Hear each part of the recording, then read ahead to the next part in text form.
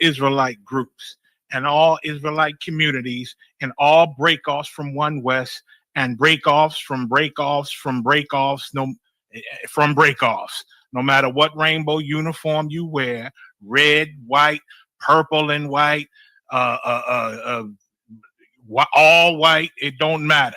You should all treat the ISUPK like your weird, misunderstood Sabbaths. You shouldn't do anything until you counsel with the ISUPK.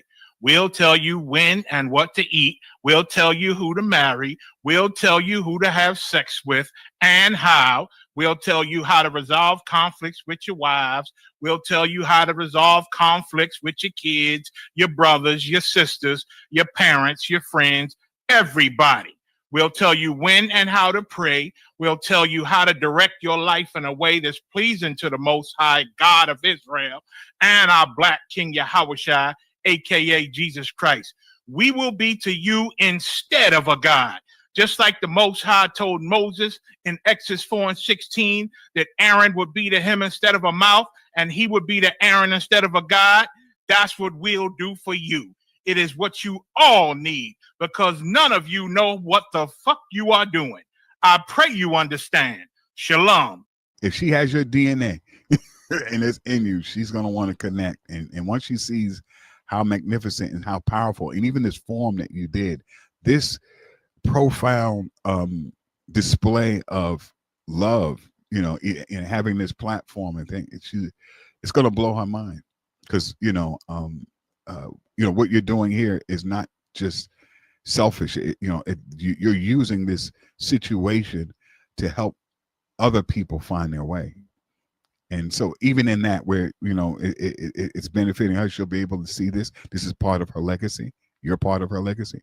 But other people will be able to share in this and say, thank you, brother, because this podcast, this show saved my life. All right, this is Rooted Speech, man. We got Captain Tywar in the building. Yeah. Yeah, so Cap, man, let us know where you from. Yeah, I appreciate y'all having me, man, on Rooted Speech, man. Understand, I'll break it down right quick, don't forget it. One West in my brain, one West in my heart, one West when I finish, one West when I start. Big shine.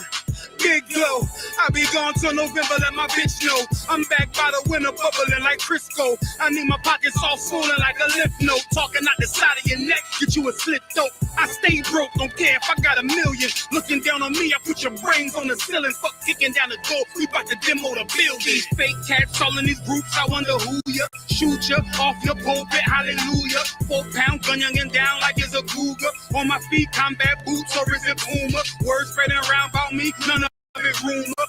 All truth, very big facts, very large caliber on very small gaps. Compact pistols, ladders, and all that. About to throw the switch in the Nina for rapid fire.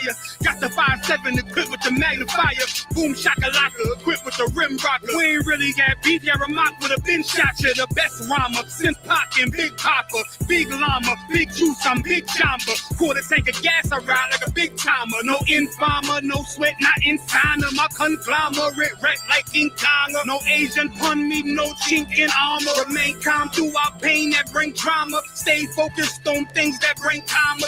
Took all pressure, applied and made diamonds. Stayed true, kept shit pure, my name honored. Paid all dues and debts and kept promise. Make sure you show respect. Pay homage that I'm One West bred, One West vetted, One West pumping through my blood. Don't forget it. One West in my brain, One West in my heart. One West when I'm finished, One West when I start. I said I've been One West bred, One West vetted, One West pumping through my blood. Don't forget it. One West in my brain, One West in my heart. One West when I'm finished, One West when I start. I'm the hottest on the market, don't make me start it. I'ma pull up in a Spider-Man and Peter Parker. I remember days was trapping out the apartment. Now One West about put me up in a starship. About to fly the friendly skies in this bitch. Spit the truth on the corners, I lie a little bit. I'm a stand-up nigga, I die before I switch.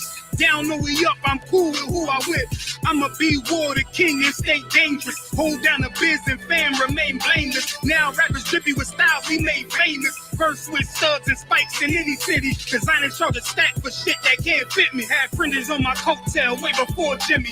Funny how the general ain't even see a penny. Better show respect, get smoked like a chimney. Keep my name out your mouth, don't even think it. Send a real Smith at y'all, no Jada Pinkett. Both ball heads, my grain of $1.50. Lost my man to the game, that pain that stuck with me. Had to find a cheat code to the street though, cause the niggas getting fouled, shoot you like a free throw. Keep spitting acid like a Mino, and the nigga be the nicest with a mean flow. Try to ride my wave, you gon' need a speedboat. I'm hot like 100 degrees in a peacoat. Scarf in the sweater, I embark every letter. It's UPK, not a part, but together. Homie, I've been one West bred, one West bedded, one West pumping through my blood, don't forget it. One West in my brain, one West in my heart. One West when I'm finished, one West when I start. One West bred, one West bedded, one West pumping through my blood, don't forget it. One West in my brain, one West in my heart. One West when I'm finished, one West.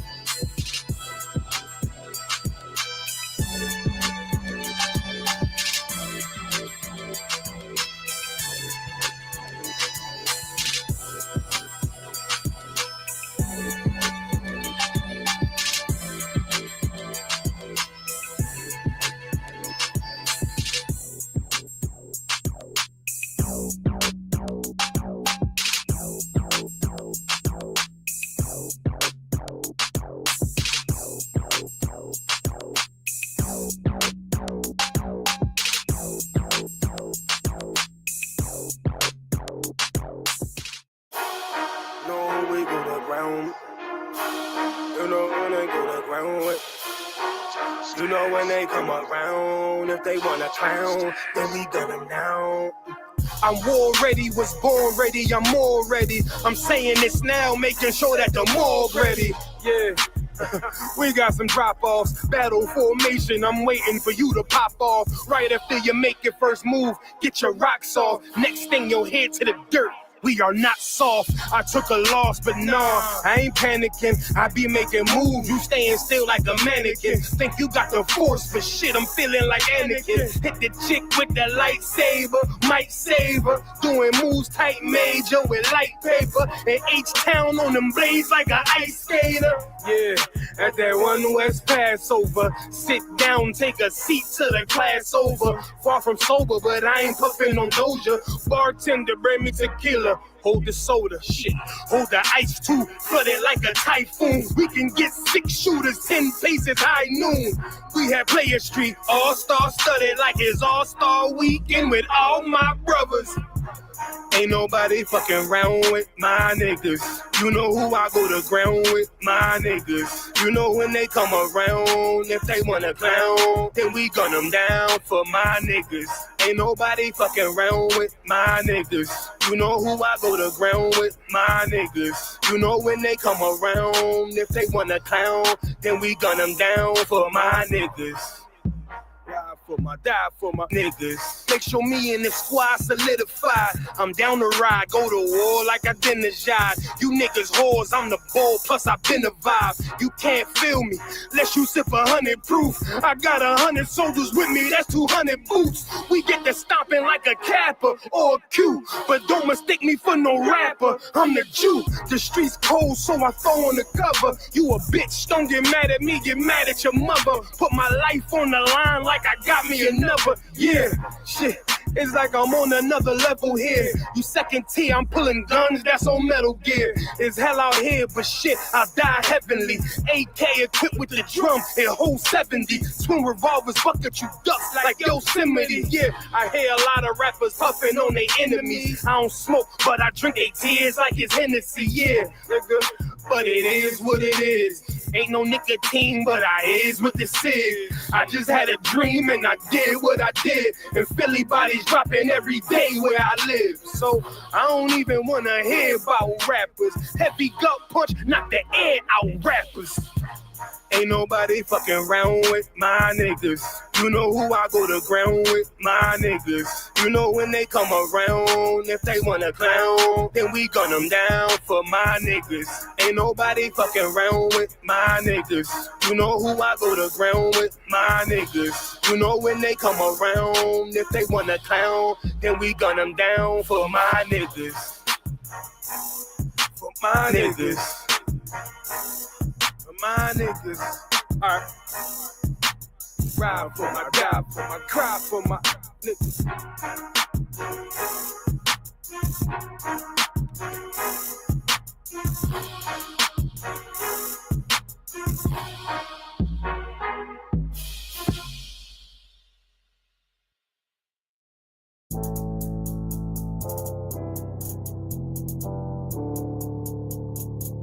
According to God, the white man is the devil.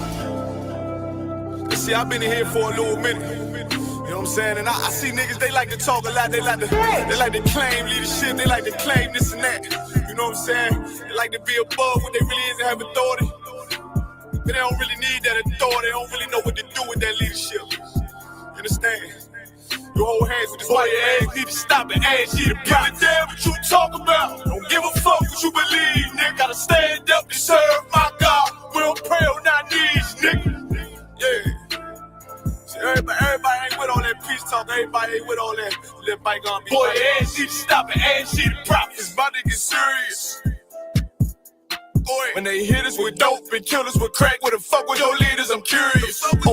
He cashed out on your blood, traded you in and bought a new biz. Ask you the prophets, I tell you the scheme. If you don't wake up, you gon' die in your dreams. I say you won't tell you no more. I swear these crackers try to kill us slow. Just spoke to a nigga and fed it up for parole because of the COVID. It feel like the host in this world that don't go together. Nowhere is gold in the ghetto. I'm in the city blazing with my niggas. Just told the devil the skull never settle. Yeah, see the prophets. I'm tired of these niggas keep talking about, you know, you respect my religion, I respect your religion. Boy, your ass need to stop and ask you the prophets. You know, like we all come together. Cause you know, they say God so loved the world. God so loved the world, and boy, your ass need to stop and ask you the prophets. Don't give a damn what you talk about. Don't give a fuck what you believe. Nigga, gotta stand up to serve my God. We don't pray on our knees, nigga. Yeah. Hey, Jeremiah, we don't pray on our knees, nigga. Gotta stand up. You know what I'm saying? Boy, your ass need to stop and ask you to walk with step. I'm solid for show. To the fake niggas, stay silent. I got it. Let's go. Let's go. I ain't taking no loss. Ain't no token when we got the flow. Ain't no peace, just play with your own. I'ma be loyal to the right arm. Tell them we can't keep it slave. And I can never let bygone be bygone. Got your baby mother on high. Got your baby pass through the fire. Ask you the prophets. That baby soul belong to the Lord. How dare you abort it? Devil will fail you, bitch, I can afford it. I prepare slaughter, you bring me my water. Push your leaders weak, let them lies slip through their teeth. Their ass need to stop and ask you the prophets. That's just the reality, Christians. I'm sorry to hurt your feelings. I know your pastor lied to you every Sunday for 30 years. Right. But that's what the church is for, lying. That's why they exist, to lie the money out of your pockets. Boy, your ass need to stop and ask you to give a damn what you talk about. Don't give a fuck what you believe, nigga. Gotta stand up to serve my God. We don't pray on our knees, nigga. We don't pray on our knees, nigga. Gotta stand up to serve my God. We don't pray on our knees, nigga.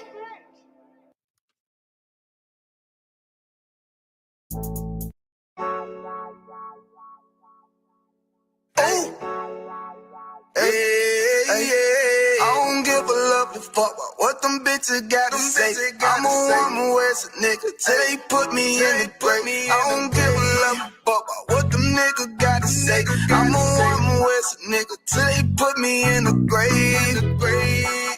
I don't care about what they say. Hey. Fuck with my Akima, fuck with my sisters, then I got a problem, I'm never gonna miss you. I got 100 hanging out the AR, I got a 50 hanging out the pistol. He say it's corner, I'm just being realistic. I be on them corner posted with the realest. If it's the Sabbath, then we going fishing. I'm reeling them in, that's a God-given mission. I'm really on 10, but I'm strapped in the pistol. I get the order, be glad of this mission. Hebrew Academy graduate, nigga. Training, put through the baddest conditions. I'm up with none but the baddest of bitches. She righteous submissive, she glad to be with me. Had that thing Putin like Batman, niggas. She know I'm a prophet, she glad to be listening. Respect, I ain't having that shit till I go make some business from scratch. She bitchin' the different breed of black men. We don't do the back bend. I remember back when I was really trapping, trying to get the racks in, selling dope to black men. But now I'm trying to make it straight. Like, don't forget about my face. We standing up straight, can't hold us. Too heavy, the world won't hold us. Go get some rank, I told.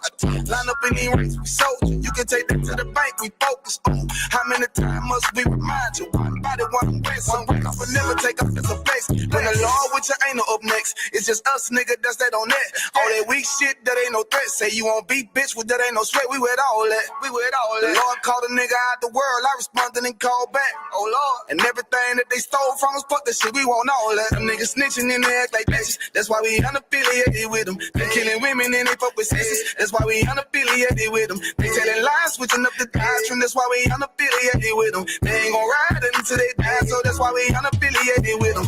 Come under command and general, your honor, we unaffiliated with them. Like they tongue and they say they keep that shit 100, we unaffiliated with them. They telling lies, switching up the doctrine. That's why we unaffiliated with them. They ain't gon' ride until they die, so that's why we unaffiliated with them. That's why we unaffiliated with them. I cannot fuck around with fake niggas. We taking ground when we in your city. You better hide the women, hide the liquor. Keep that bitch on me, please don't but the same. Don't be a fool and be another victim. Say you a goon, you just another Christian. How you my brother, you ain't in here with me.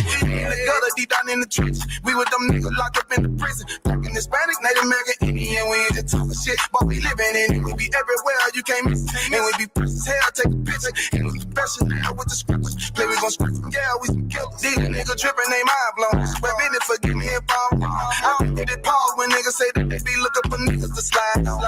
The slide that I know about is when I send with the Glock with the slide. For real, I get the order, you know that it's slaughter. See me and my niggas gon' die for real. The bigger the better for kingdom of heaven. You niggas get wet up by me cause I'm fed up. I rep UPK. My niggas won't let up. Got choppers, got nines, AKs, Berettas. You say you don't like me, you say you won't fight with me and my nigga like bitch or whatever. You say you don't like me, you say you won't fight with me and my nigga like.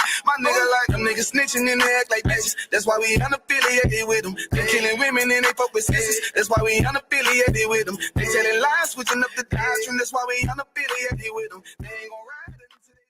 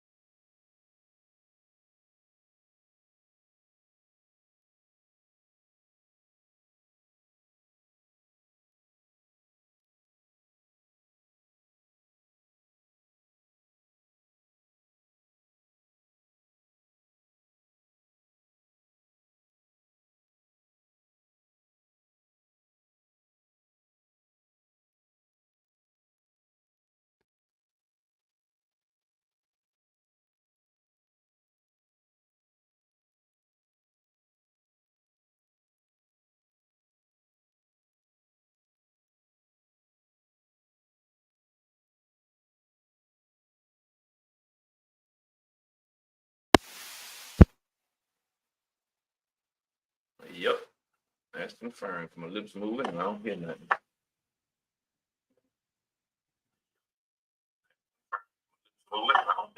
There we go. And Yeah.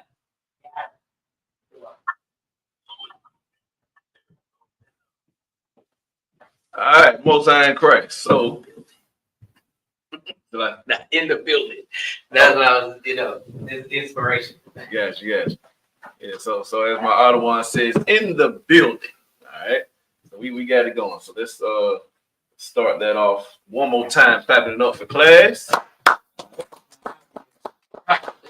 Now you can hear the class. All right. You know what's going on. All right. But Shalom Israel, Yahweh Ba'Shem Yahushua brought the thumb to the brother, Yahweh Shema thumb Ba'Shem Yahushua to the sisters. All right. I'm Priest and Officer Hayek Call of the ISUPK Atlanta. We are the ISUPK, started out at 1 West 125th Street, Harlem, New York, under Commander General Yohana. And since 1969, we've been bringing out the truth to our people. When I say our people, I do mean the so-called Blacks, Hispanics, and Native Americans. Right. Letting them know their true heritage. Letting them know that when you open up these scriptures, you see our history, you see our laws, you see our Constitution. All right. So like that whole adage said, you never know where you're going unless you know where you've been. All right. So that's the heavy part that we're going to be breaking down and getting into on tonight's class. It's Monday where we hold history class. So each and every Monday, you can come on down here to 3353 Glenwood Road and sit in class with us and learn about your history. All right, learn about what's in the scripture. So I do suggest that if you're in the vicinity or then don't mind making a little drive, you can come on down here and check us out. If not, check us out online, No Cowards Atlanta, on YouTube, and you could also jump in on StreamYard as well with us. All right. Anybody that wants to jump in on the YouTube or StreamYard, you can definitely feel free to ask any type of questions. And also, I saw the screen go out up here. I don't know if we still toward. Yeah, okay. No sign correct. But yeah, so jump in if you have any questions, you got any comments, go ahead and type it in the chat. Because this is a class, not just to sit up here and hear me, buck my gums, but we want to be a little interactive with it. You know what I'm saying? Because it's not like the Christian church where you go and you just listen to a sermon and you have questions that they can't answer. All right, here we'll answer these questions, and hey, if I'm not able to get them to you, get them answered, I can definitely get with the men above me, and we'll get those questions answered for you. All right. So what we're going to be doing today is going into a little bit of history, especially for this time of year. But we're going to be speaking about the Maccabean Revolt. All right. This is a very heavy chapter, a book in the Bible that, if you come up Christian, you're not familiar with, because it was taken out of most Bibles because of the Protestant Reformation. All right. And it's a very it's a very important piece of the Bible because it's a very big link of what we see coming up in the New Testament. All right. So that's a very important part of why we need to have this and understand what goes on in the book of Maccabees, because without this, it's hard for us to understand exactly what's going on in some things in the New Testament. You're going to have problems understanding Christ. You're going to have problems understanding Paul, and who they were speaking to, why they were speaking the way they were speaking, and the things that they meant. All right. I was even having a conversation just last night with my rib about Gentiles and understanding that. And that's something that we'll see, like I said, in the book of Maccabees as well. All right. So understand that just in a couple of weeks now, we're going to be celebrating the feast of the dedication of Hanukkah. Okay. And that takes place in the book of Maccabees. All right. When you see the menorah, got it sitting over here, I ain't going to reach for it and everything, but the menorah, that's the candlesticks. We don't understand exactly what that means and everything. So that's what we have to get down to with our history. All right. And with the book of Maccabees, this also links historical facts together. All right. Because a lot of times, Christianity and, not understanding the Bible, you look at it as a mystical book. You just look at it as a magical thing. You don't understand the connections. You can't connect those dots to actual historical events.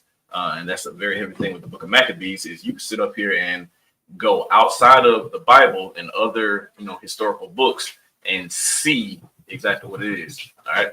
Yes, all right. So you could actually go out and then, actually see, what's going on. All right. So, hey, class can get started now. I got my main man in here. All right? So, you might want to go ahead and get something to keep your, so you ain't be too partial. We got some reading. We definitely got a lot of reading we're going to get to. All right. Big shout out to young man Tevin in the building, who does an awesome job reading. And that's what we're going to get into today. We got a lot that we're going to try to get through. The book of First Maccabees is a lot, so this is going to be somewhat of a brief overview.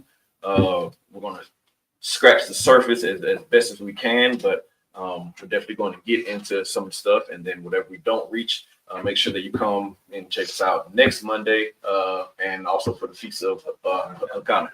All right, Officer of 1000 Hadar does an awesome job breaking that down and going into the details of that. All right. So, if you would, brother, when you get the book of First Maccabees, we're gonna start at chapter 1. Come, sir. All right. So, now to walk. All right. All right. So without further ado, when you got it, you can go ahead and start reading. Come, sir. This is the book of First Maccabees, chapter 1, verse 1. And it happened after that, Alexander, son of Philip, the Macedonian, who came out of the land of Shittim, had smitten Darius, king of the Persians and Medes, that he reigned in his stead, the first over Greece. Yeah, he reigned in his stead. So this right here, understand that this is, like I said, connecting that actual history that we've learned in school, and we can see that in the Bible. All right, so who they're first talking about is Philip. All right, Philip was a mighty white man. You know what I'm saying? He was able to he get some stuff cracked. You know what I'm saying? He got all these hosts, all these armies together, and he made some stuff happen. All right, and then what we read right here, you see that his son Alexander. All right. So who are we talking about when we say Alexander? We're talking about somebody, a great conqueror. You got Alexander the Great. There you go, exactly. Alexander the Great. So now we have this direct correlation seeing Alexander the Great in the scriptures. All right. Right. Go ahead and read up, sure. Come. And made many wars and won many strongholds and slew the kings of the earth. All right, so like I said, man, they got down. You know what I'm saying? They ran through, that little part of the world that they're in, and they were taken over. You know what I'm saying? So as far as like we just read, we talk about strongholds. You understand what strongholds are?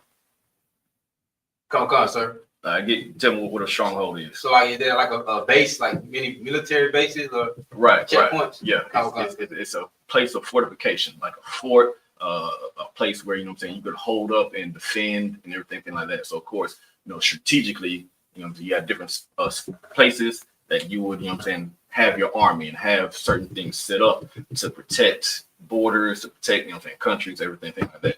So they, were going up here, taking over strongholds, and they were slaying, kings. So it's one of those, hey, get down, lay down type of deal. They were making it happen. All right, go and keep reading. Come. And went through to the ends of the earth and took spoils of many nations, insomuch that the earth was quiet before him. Wow, who that sound like? They taking spoils and the earth is quiet before them. Who that sound like us? Oh shit! From me. What's that? Shit, the U.S. military, Donald Trump. Yeah, I definitely take that. But I'm thinking of even a movie. That sounds like Debo. Debo. That's exactly what's going on. That's the spoils of war. When you go out here and you're taking, the goods of whoever you're conquering. So this country goes over and they conquer another one. They're taking those spoils. They're taking, their crops. They're taking, their cattle, their gold, their money, all of that.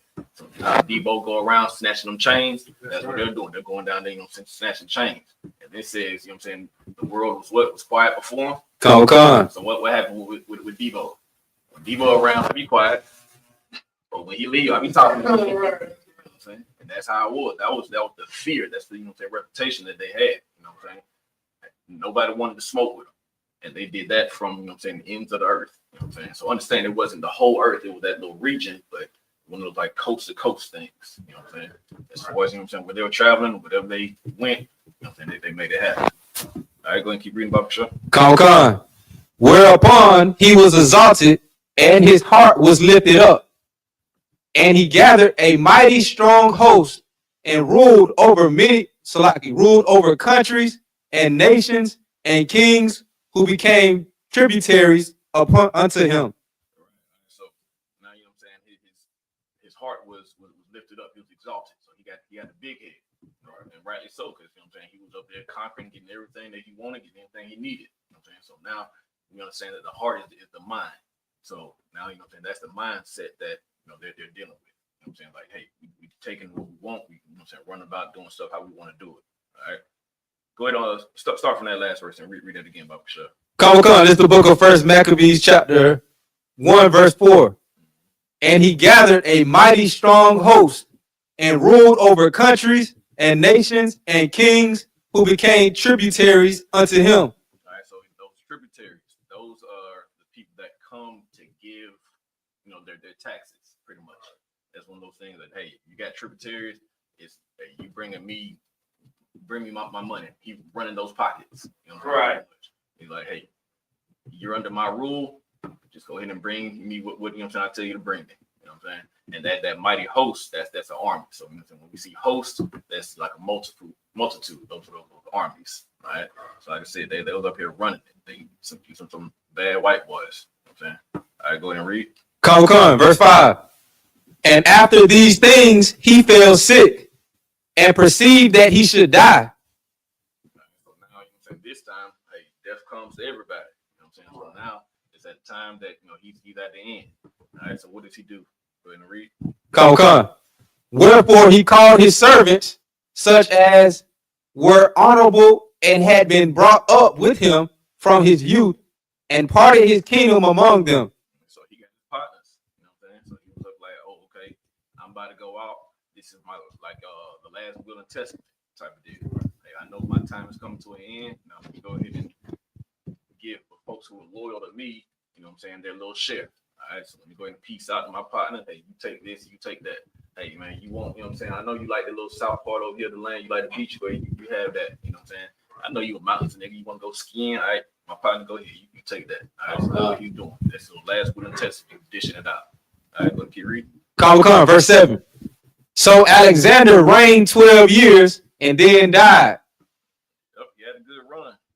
It was 12 years. It seemed kind of short. You know what I'm saying? It was a good run. All right, go ahead and read. Come. And his servants bare ruled everyone in his place. And after his death, they all put crowns upon themselves. So did their sons after them many years. And evils were multiplied in the earth. Right. So now we sit up here and just read previously that he dished it out. But then what did we just read just now? Slag is heard by me. Mm-hmm. He passed down the pretty much gave everybody a governing council, and it made the earth even more wicked. Well, now, so we read before is he dished it out how he wanted to. Right. And then now what we just read is that people started setting crowns upon their own head. Come. That means now, you know what I'm saying, they got greedy. Because he already did it. Hey, you get this, you get this. Now, you know what I'm saying, we see that spirit of Esau, that greed. You know what I'm saying? They always want more. You know what I'm saying? They always want to conquer more. They always want, you know what I'm saying, what they feel is theirs. And that's what we're seeing now. They did that, and then their sons did that as well. So now they're up here setting, you know what I'm saying, that crown on their own head. They're taking their own, you know what I'm saying, kingdoms.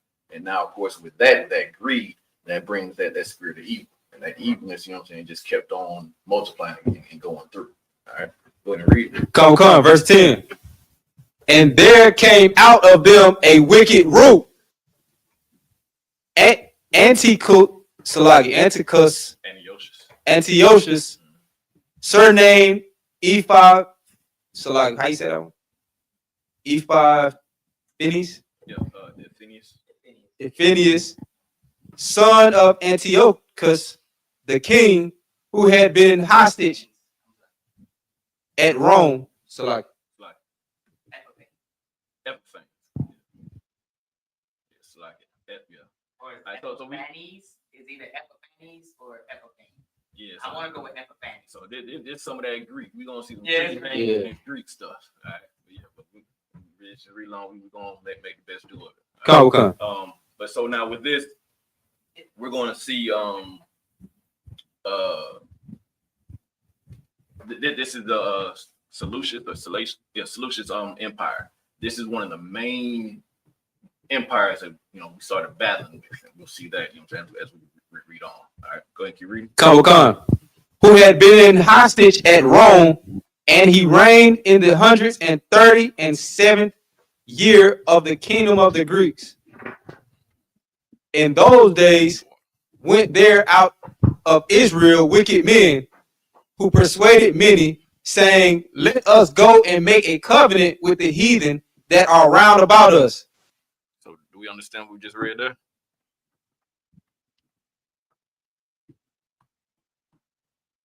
Lie, sir. All right, go ahead and start from the last part you was at. Come, sir. In those days went there out of Israel wicked men. All right, so now they're going out of Israel. So now we're talking about Israelites. All right, so out of Israel, we got wicked men. All right, go ahead and read. Who persuaded many, saying, let us go and make a covenant with the heathen that are round about us. All right, so what makes this an evil thing to do? Because, like I said, they went out and they started persuading many to make a covenant with who? Their oppressor, the heathens. Right. All right. What's the evilness in that?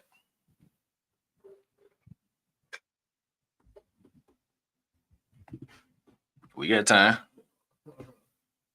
This is stuff we should know. All right. So we're talking about Israelites. Because we are what? As Israelites, what type of people are we? Holy. We're a holy people, right? Holy meaning what? Separate. Meaning separate. Right. So now what are these men talking about going to do? Mix with them. Talking about mixing with them. They're talking about joining with them. That's an evil thing to do because the Most High said we are a holy people. He told us not to go the way of the oppressor. Right. All right.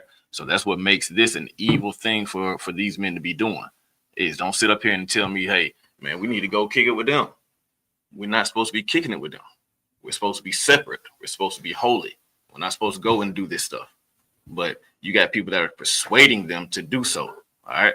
That's just like when scripture talks about teaching men not to do the law. All right. That's the exact same thing. You don't sit up here and tell brothers don't do the law. You know what I'm saying? You do the law. You tell your brothers to keep the law. You hold them accountable. You don't sit up here and like be a coward and be like, oh man, they coming down on our neck too much, man. Let's just go ahead and make a deal with them. All right. Go ahead and keep reading. Tell them what verse you at. Verse 11. Mm-hmm. For since we departed from them, we have had much sorrow. Mm-hmm. So they crying because they sitting up here talking about something, man. Since we left, you know what I'm saying? We've been sorrowful because they made it hard for them to follow their laws. All right. So because of that, they're now just pretty much caving in. It's like, man, it's been too hard for us to do this, man. Let's just go ahead and make a deal with them. All right, go ahead and keep reading. Come, verse 12. So this device pleased them well.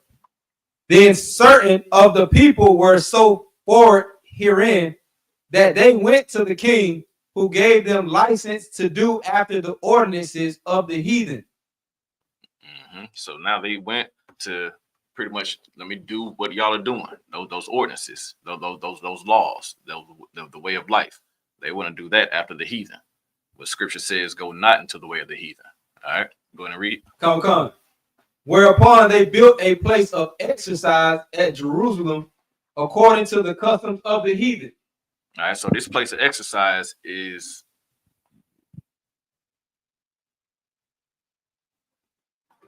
Okay.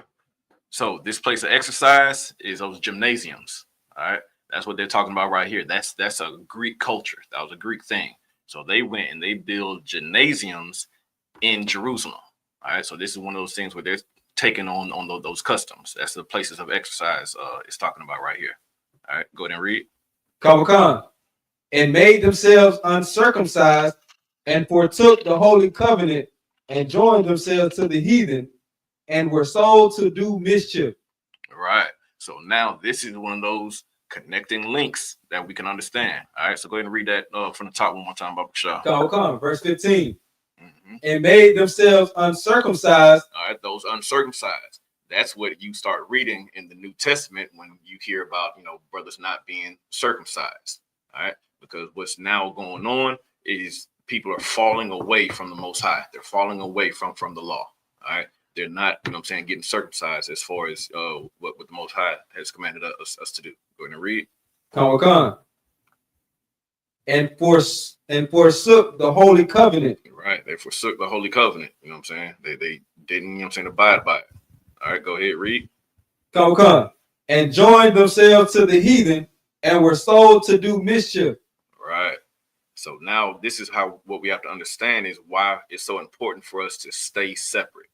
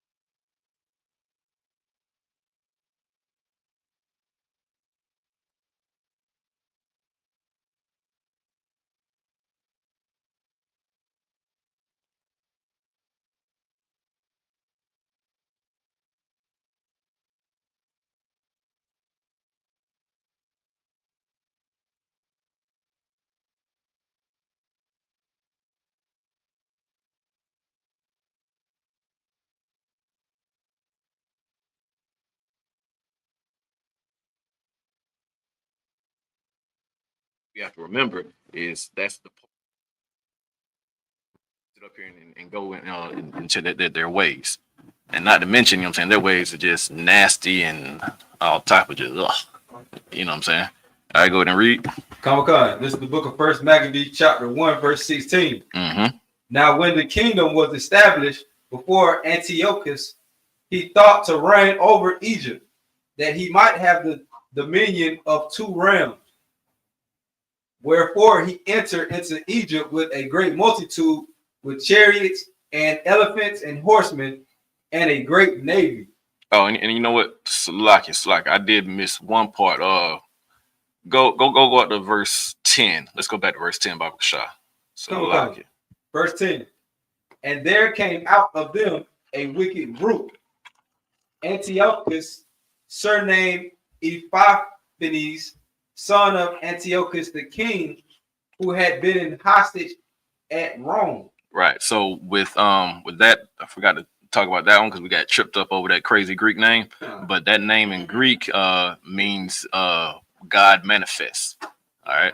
So that shows right there the mind state that they ran, that he had, is that, he thought to be godlike. All right. And this even reminds me of you got your sword. You got your sword. Most High Christ. Give me Isaiah 14, Baba Shah. All right.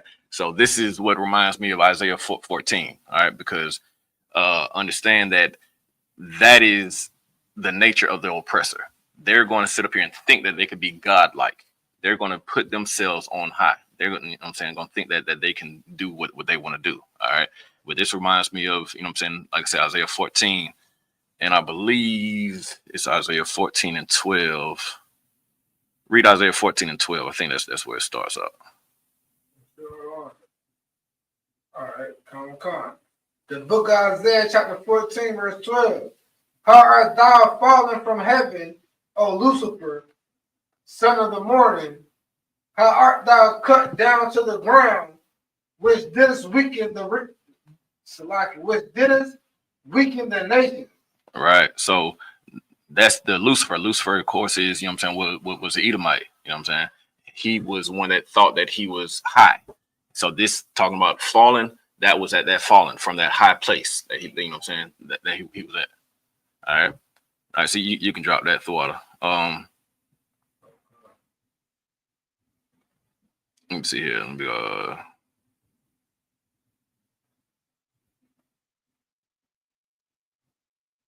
all right, so yeah, let's go ahead and pick it back up at 15, Bob Kasha. Come on, sir.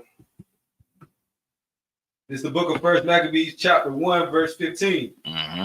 And made themselves uncircumcised and forsook the holy covenant and joined themselves to the heathen and were sold to do mischief. Right. So, like I said, this is another one of those connecting links because when we hear that Peter talks about this in the book of Acts, where he was like, you know, it's unlawful for me to go around those unclean.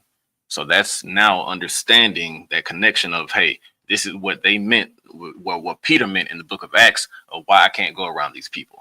All right, because they weren't following the laws. They weren't, you know, being circumcised. So it was that separation. All right. So what the Christian church would sit up and have you think is that they're talking about Asians. They're talking about whites. They're talking about these other nations. That's not what Peter was talking about in Acts. Peter was talking about Israelites that weren't circumcised. They weren't keeping the law. All right. Those are the Gentiles that they were talking about right there, not these other nations. Salaki. What you're saying is so heavy because that makes me think of another verse in Psalms where it talks about only Jacob got the law. Only Israel got the law. So he's not talking about people who never received the law of circumcision, right, and weren't circumcising. You was talking about those who did receive the law, like it says here, and chose to follow after the heathen. Right. Right. The water for that priest. All right, go ahead and read. Come, verse 16. Mm-hmm. Now, when the kingdom was established before Antiochus, Antiochus, he thought to reign over Egypt, that he might have the dominion of two realms.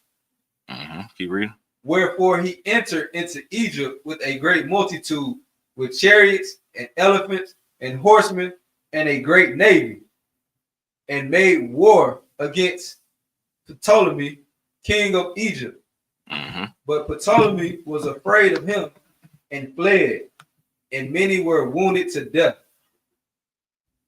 Thus they got the strong cities in the land of Egypt, and he took the spoils thereof.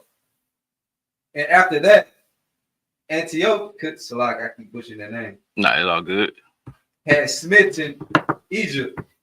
He returned again in the 143rd year, and went up against Israel and Jerusalem with a great multitude, and entered proudly into the sanctuary, and took away the golden altar and the candlestick of light and all the vessels thereof. Mm-hmm.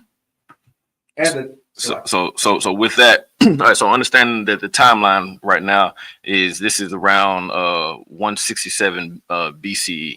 All right. So now we're talking about them going into the temple and starting to take all this stuff away. So go ahead and start from right there again for me. So like what verse? Where I was left off? Yeah. So verse 22.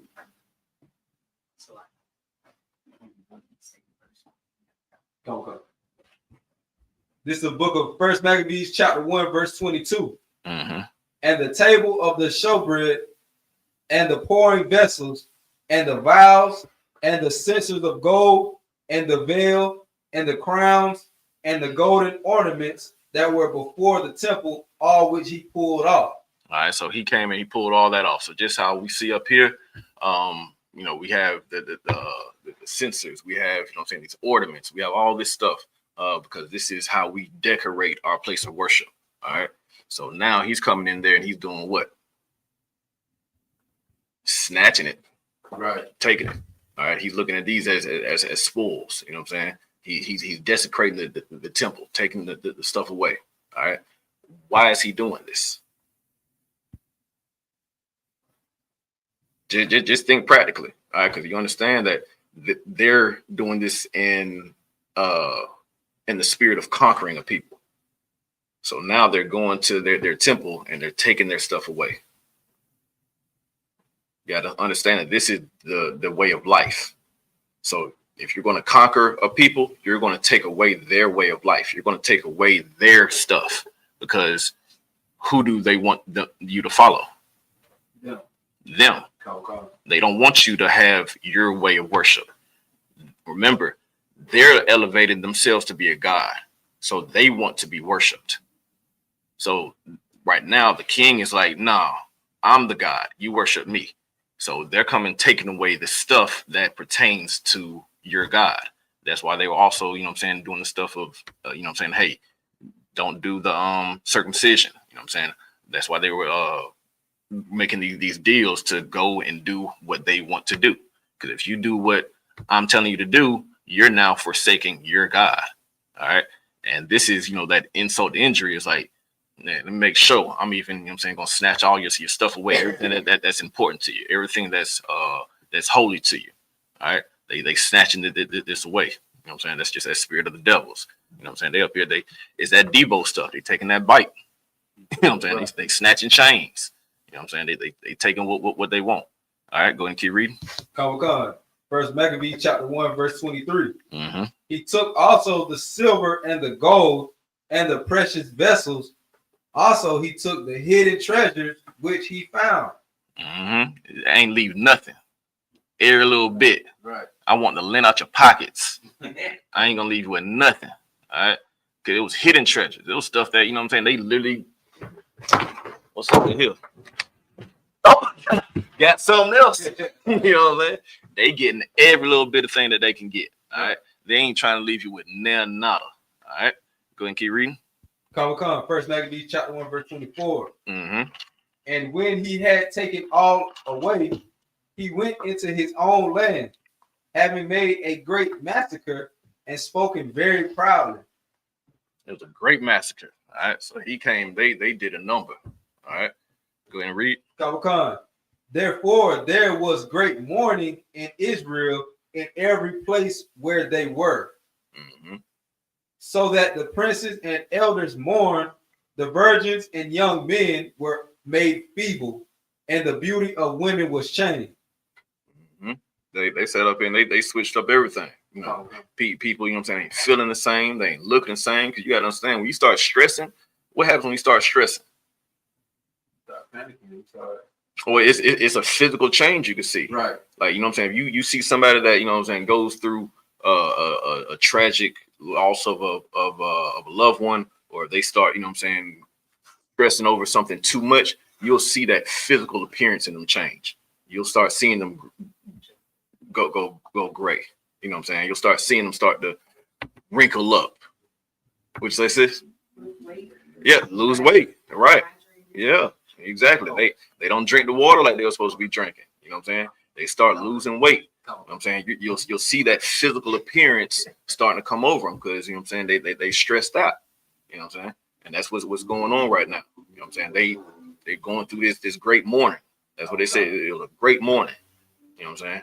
I just seen a sister. She came to the range. What was it? Just this past weekend. She lost her husband to cancer a few months ago. You know what I'm saying? They were part of this, you know what I'm saying, Jeep club that comes out to the range and everything like this. Very fair sister. You know what I'm saying? She went through this loss of her husband. When I seen her the other day, gray hairs, just all streaked through. Now, I don't know for sure if she was, you know, just for me and beforehand or whatever like that, and she gave it up. But last time I saw her, she had a head full of black hair. This time I saw her just grayed up. And then her mama was with her, and then, you know what I'm saying, she was like, yeah, that's my mom. I looked at her like, that's your mama? Like, that look like little sis. You know what I'm saying? I'm up here, and that's when, you know, my heart really went out to her. I'm like, yeah, like you going through it, sis. Like, you need to, you know what I'm saying, take care of yourself. You know what I'm saying? So but, you know, that's what happens. It's, you know what I'm saying, you start having this outward, you know what I'm saying, appearance that starts weighing on you. Okay. All right, go ahead and continue reading. Oh, Slacky, sir. What you got? could that last verse be a proof that virgins had a different meaning back then? It means young women, because in the context it said the virgins and young men. So right. Virgins mean a young woman. Right. Yeah. So virgin means woman of marriageable age. Okay. Right. Virgins isn't, the context of today of having had sexual relations. All right. That just means a woman of marriageable age, and that's one of those things where once they come on their flower, that's the virgin. Okay. And that verse would be more proof that that's what that means. Because if you read it in context, I mean, it just only makes sense, right? Yeah, it's not a concrete one, you know what I'm saying? But yeah, you can, kind of pair that up because you're talking about the young men and virgins. So yeah, I see what you're saying on that one. So yeah, you could, you know what I'm saying, you use that. It's not just a solid home run, but yeah, you could definitely use that. Maybe to us it is, what the dang Christians, they gonna fight you tooth and nail. Right. You know what I'm saying? But after you understand what it means here, you can definitely read that with the right eyes and understand that for sure. Verse 27. Every bridegroom took up lamentation, and she that sat in the marriage chamber was in heaviness. Mm-hmm. Verse 28. The land also was moved for the inhabitants thereof, and all the house of Jacob was covered with confusion. Verse 29. And after 2 years fully expired, the king set his chief collector of tribute unto the cities of Judah, who came unto Jerusalem with a great multitude, and spake peaceable words unto them, but all was deceit. So here come the devil capping. that's what they do. You know what I'm saying? One thing you could trust them to do is to be them. All right.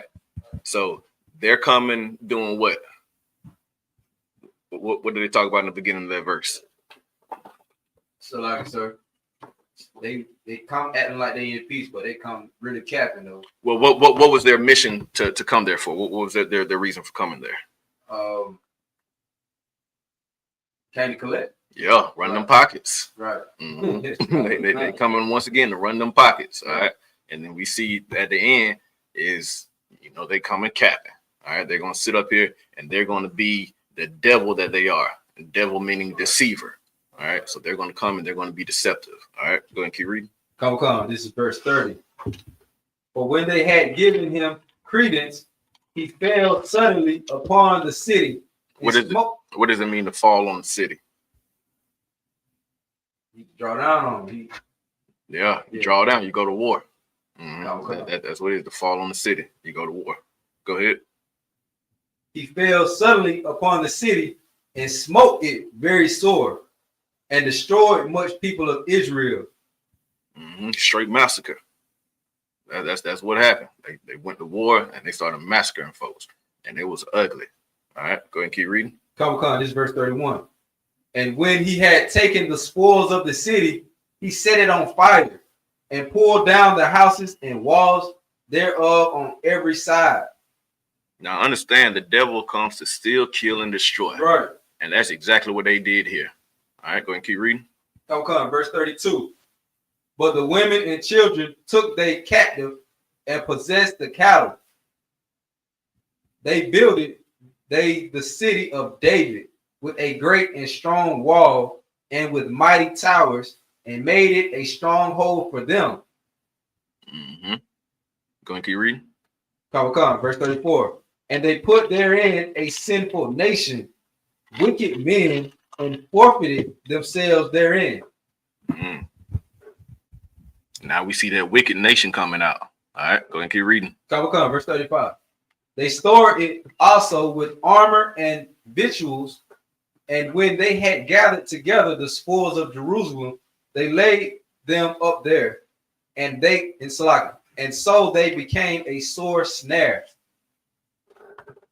Go and keep reading. For it was a place to lie in wait against the sanctuary, and an evil advisory to Israel. Thus they shed innocent blood on every side of the sanctuary, and defiled it, insomuch that the inhabitants of Jerusalem fled because of them. Right. So they set up here and just went to town on our sanctuary, on our temple. All right, made it straight. You know what I'm saying? Straight. You know, defiled it. They didn't have any, you know what I'm saying, respect for it. They, you know what I'm saying, wanted us to serve them. All right. So that's why they just utterly started laying waste to our people, started utterly laying waste to our temple. All right. And with that, we had people that scatter off. They ran. It was like, yep, I'm up out of here. You know what I'm saying? Every man for themselves. So now we're seeing how stuff start getting scattered out. All right. We understand how we can now have Israelites in different areas, because stuff got scattered about. All right, go and keep reading. Come, verse 38. Whereupon the city was made an habitation of strangers, and became strange to those that were born in her, and her own children left her. You know what that sounds like to me? What that sound like? What that sound like to you, Otto One? It's like, you sound like some strangers, like maybe some Gentiles. Sound like some Gentiles. Also, what it sounds like to me, it sounds like Atlanta. You know what I'm saying? That's just me, you know what I'm saying? Because, like, I'm born and raised here. You know what I'm saying? So now when I start looking around, I don't even recognize it. You know what I'm saying? Right. It's like all this stuff going, I'm like, what? This really Atlanta? And the reputation, you know what I'm saying, it's starting to go around, like, that ain't Atlanta. Right. That ain't what it is. You know what I'm saying? Like, it's different. So that's what's going on right now. Yeah, it's toward. Yeah, good. But yeah, so that's the thing that's going on right now. Is it's a place that's unrecognizable, all right? Where it was once, you know what I'm saying, a holy city. It was once, you know what I'm saying, a good place to be. Well, yeah, ain't nothing holy about Atlanta. Ain't nothing holy about Atlanta. The best thing Atlanta had going was some type of, you know what I'm saying, black majority. Yeah, we ain't gonna go into Freaknik. Like, yeah. We talk about Freaknik a little later. That's something else. You know what I'm saying? Yeah, but nah. So, you know, the Atlanta part. You know what I'm saying? Don't worry about that. Right. We gonna go back to Jerusalem.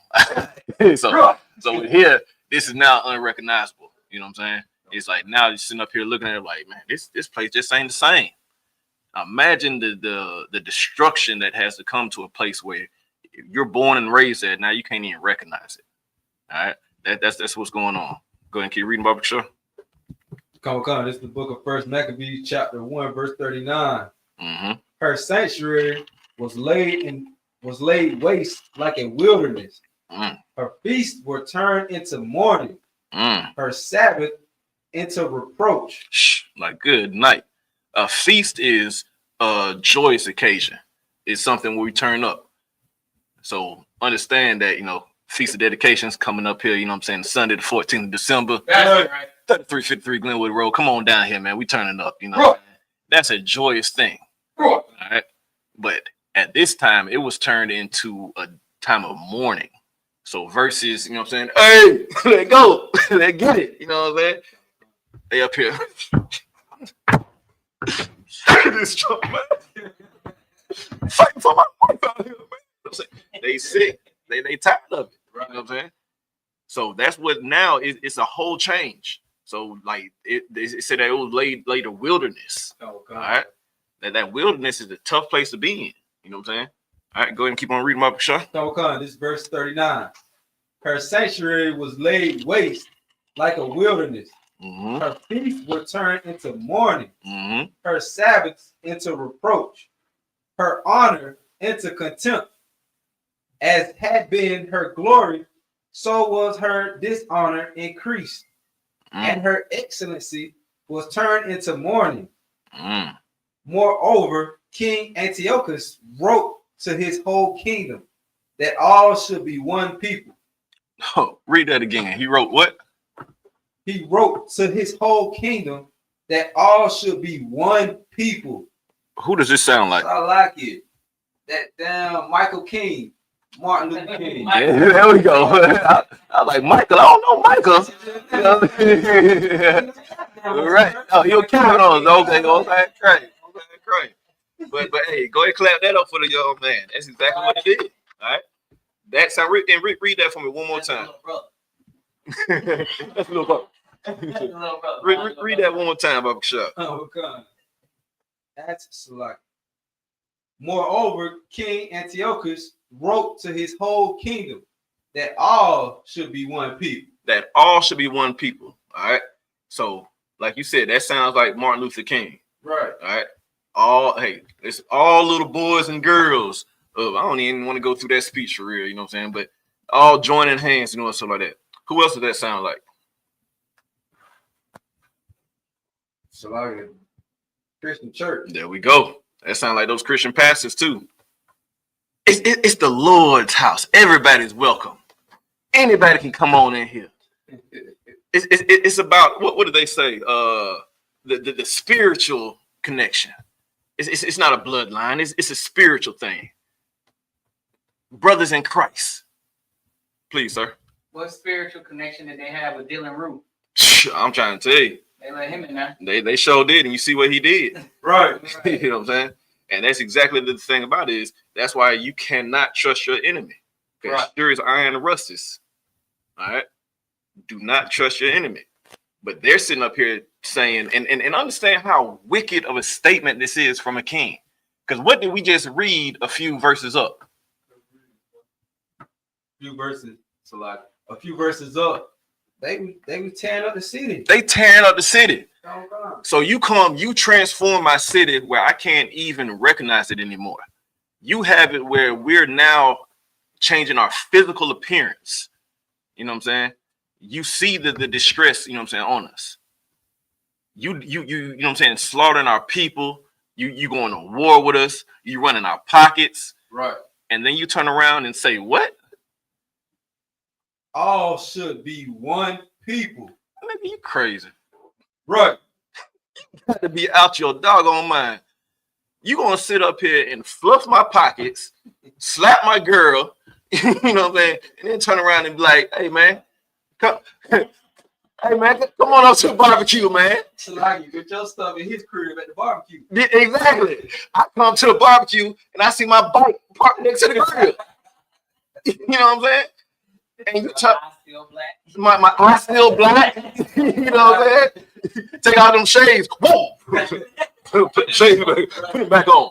You know what I'm saying? That's what it is. Like, bro, like eye still black. You slapped up. You know what I'm saying? Your girl don't even look the same no more. You know what I'm saying? Your young ladies, your young men, all of them are totally different. They changed up. They switched up. You don't even have a place to worship anymore. But come on, man. Let's all get together. We cool. That sounds like the same. What you got, Alwan? Mine is about to just say what this brother was about to, what it just said. Alwan said, sounds like the truth of Thanksgiving. Man, clap that up. Right. That's what that sounds like. And man, if y'all missed that, make sure y'all go back and check out Priest and Officer of 1,000 Hadar Moff's class, because he did a very, very heavy breakdown about, you know, Thanksgiving and how we should not be sitting at the table with them. Right. All right. Because that's exactly what it is. They sat up here and they massacred our people. They massacred our brothers and sisters. All right. They massacred the Native Americans. And then they're going to sit up here and say, come on, man, let's sit down and eat this turkey. Pass the yams. Who brought the macaroni and cheese? Nigga, I did. But you just gonna eat it all? Like, come on, like, bro, it don't make sense, man. It don't make sense, and it also reminds me just of the general state of America right now in its whole. Look at all of the things that America has done to Blacks, Hispanics, Native Americans. All right, you got Native Americans going through the Trail of Tears. They gave us blankets with smallpox on them. You see everything that they did to the Hispanics, to our Latino brothers and sisters. You see what happened, you know what I'm saying, to Judah with the slave trade, with the Benjamites with the slave trade, Levites. You see all this stuff that America has done to us, put their foot on the neck. And then they want to sit up here and say, one nation under God. How can we be one nation with these folks that sit up here and just did everything to us? Right. All right. So understand, it's a revolving door. Ain't nothing new under the sun. The same way that the king sat up here and made this declaration of we all need to be one people, that's the exact same thing that United States government sits up here and says. We all need to be one people. And that's how we understand that Martin Luther King didn't know what the hell he was talking about. All right. There's no way we should be joined together with these people. Right. All right. Going to keep reading about Bashar. Come. Verse 41. Moreover, King Antiochus wrote to his whole kingdom that all should be one people, and every one should leave his laws. So all the heathen agreed according to the commandment of the king. Suckers. That's the only word I got for that one. Straight suckers. If you would, Amar, get Matthew 12:5 from Baba Shah. All right, go ahead and keep on reading. Come, verse 43. Yea, many also of the Israelites consented to his religion and sacrificed unto idols and profaned the Sabbath. So how do we profane the Sabbath? So like I said, we working? Most High in Christ. Go ahead and read that precept for Baba Shah. Matthew 12:5. Come. The book of Matthew, chapter 12, verse 5. Okay, you know, we got to back it up. That's the thing. Very good answer, but you know, definitely we want to make sure that we have some type of scripture to go with it. Come. All right, go ahead. The book of Matthew, chapter 12, verse 5. Or have ye not read in the law how that on the Sabbath days the priests in the temple profane the Sabbath and are not blameless? All right. So understand that the priest in the temple, when the priests are in the temple, what are they doing? Keeping the Sabbath. Yeah, they are. But what are they doing in the temple? Like they working. They working. Right. Right. So that's the thing of that's what the scripture is saying, that priests profane the Sabbath, but they're held blameless because I got to do the Lord's work. Right. You know what I'm saying? So the priests, you know what I'm saying, can work and they're held blameless. But that lets you know that that's the way that you profane the Sabbath is by working. You're not to work on the Sabbath. That's the, you know what I'm saying, the day of rest. That's where, you know what I'm saying, you're supposed to give those people under you time to go and serve the Most High. All right. You're not supposed to sit up here and work and have somebody, you know what I'm saying, out there doing your work. All right. What you got? So like would that be servile work, correct? Right. You're not supposed to do servile work. Right. Which is different than the priest in the temple. Exactly. The Lord's work. Oh, sorry. So like it's not different because it's the service to the Lord. Right. Yeah. That's the who they're serving. They're serving their master Most High. But that's why they're blameless. Okay. But you're serving your earthly master. That's against the Sabbath. That's why I even said in a few verses above that the Sabbath became a reproach. So now it's like I don't get that day off no more. They whipping my back even on Sabbath. You know, so like and that would be the point of the Sabbath, just like you said, was to do the Lord's work, not man's work, correct? Right. Yeah. So yeah, you're not to sit up here and, because you got to understand that there's a time period where you had, so this law is for the bosses, for the employers. Right. You know what I'm saying? Because they're the ones that have that power to make you keep on working. All right. So this is the law to them of, hey, give your people this day off so they can go worship the Lord. They can go serve the Lord. All right. But you know, in this one, it was the priests. The priests are the ones that, you know, actually doing that work in the temple. All right. So yeah, so you're serving the Lord as a priest, and that's why you're held blameless. But at this point, it's, you know what I'm saying, it's a reproach because they're not even worried about it. All right. Right. That's exactly what I put up there on what I want to say. One nation under God, under their God. Oh, right. Yeah. Khan. One nation under their God. Very, very heavy point. Very, I stand correct, Adawan, because it's under their God. All right. All right. Go ahead and keep on reading. Young man, too. Come. This is the book of First Maccabees, chapter 1, verse 44. For the king had sent letters by messengers unto Jerusalem and the cities of Judah, that they should follow the strange laws of the land and forbid burnt offerings and sacrifice and drink offerings in the temple, and that they should profane the Sabbath and festival days. So they're taking away all of our ways. They're taking away everything that we do. They don't let us rock how we want to rock. All right, go ahead and keep reading. Come, verse 46. and pollute the sanctuary and holy people, set up altars and groves and chapels of idols, and sacrifice swine's flesh and unclean beasts, that they should also leave their children uncircumcised. They should leave their children what? Uncircumcised. Mm-hmm. And make their souls abominable with all manner of uncleanliness and profanation. Mm-hmm. So understand that this is what verse would you just read? That was 48, sir. 48, yeah. So understand we just said that this was around 167 BC. So the time of Christ was like 120, 140 years after this, somewhere around about. I went to public school. My math ain't always good. 160. See, I told you I went to public school, man. Straight out of towers, man. I can't add. But understand. So this is before then, and this is where the uncircumcisions came from. So this is that link. This that missing link that we don't understand being under the guise of Christianity.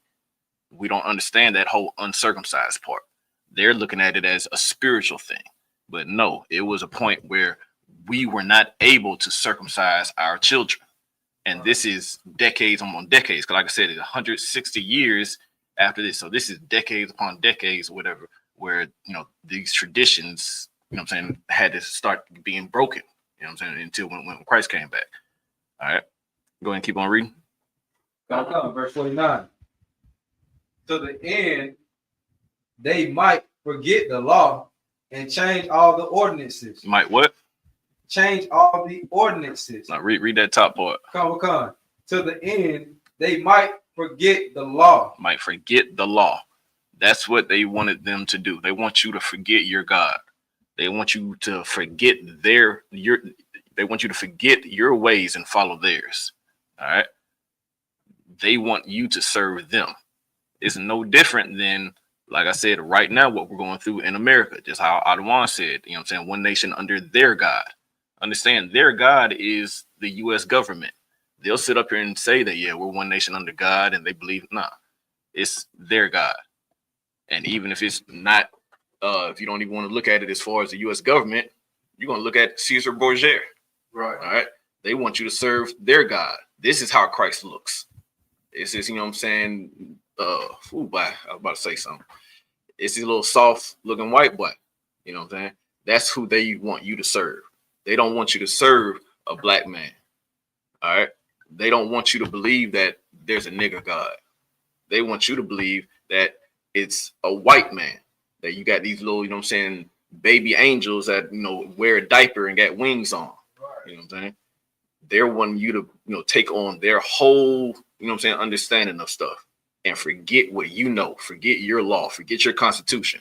And that's why I said in the beginning of the class, that's why it's so important to know our history and to know the Bible, because this is our constitution. All right. America has their constitution. And when they wrote it, they did not write that with us in mind. When they wrote the Constitution, we were not included in that. The same way that our Constitution was not written for them. This Bible was not written for them. All right. This is what we need to follow. We're the ones responsible for doing this, not them. All right. Go ahead and keep on reading, Mark Shaw. This is verse 50. And whosoever would not do according to the commandment of the king, he said he should die. He should what? He should die. So imagine that. Imagine, that's that real get down and lay down right here. Because if you don't do what the king says, you shall what? He should die. That's get down and lay down. That's exactly what he's running through. All right. You don't even have a choice. You know what I'm saying? So we now seeing how our people are getting lost, how our people are falling away from the Most High. All right. Go ahead and keep reading. Verse 51. In the selfsame manner wrote he to his whole kingdom and appointed overseers over all the people, commanding the cities of Judah to sacrifice city by city.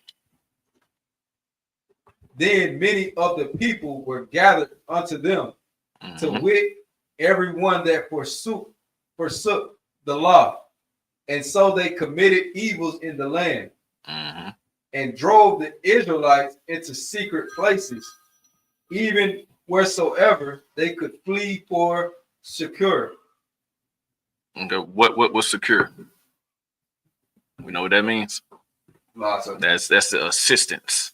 You know what I'm saying? It's like to help. So they're running to wherever they can get any type of help.